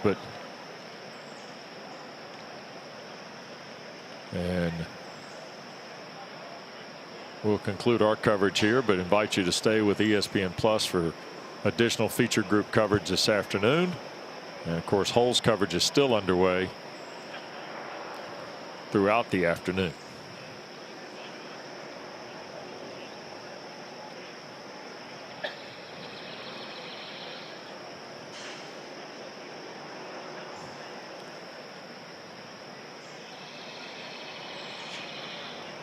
Kind of been an interesting 4 days here, hasn't it? It has.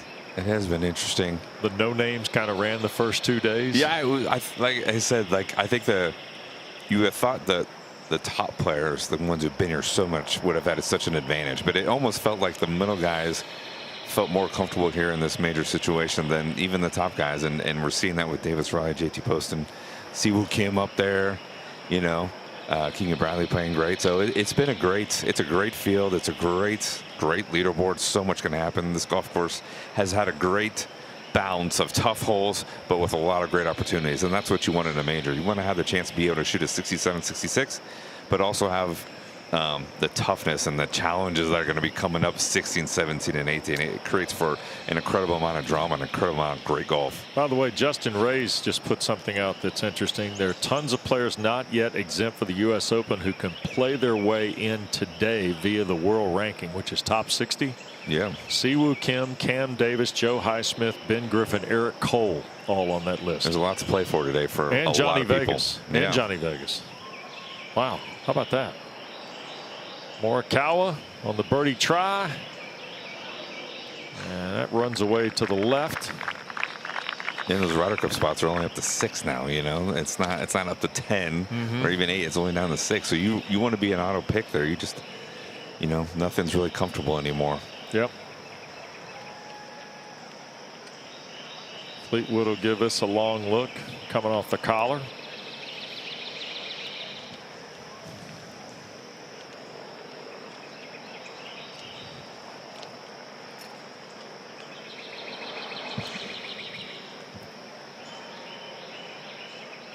Tommy is +3 for the golf tournament, or +2 rather for the golf tournament. Morikawa +3.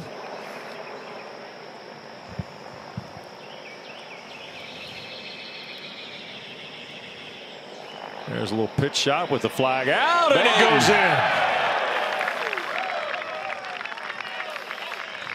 Some birdies are better than others, huh? You could say he was due, wasn't he? I mean, my gosh, he's been scaring it all day. Yep. So a birdie for Tommy Fleetwood. It's his first since the Miracle Eagle at 7. He had a birdie at 5. But Tommy Fleetwood closes our feature group coverage with a chip in off the green. Good heavens. How about that?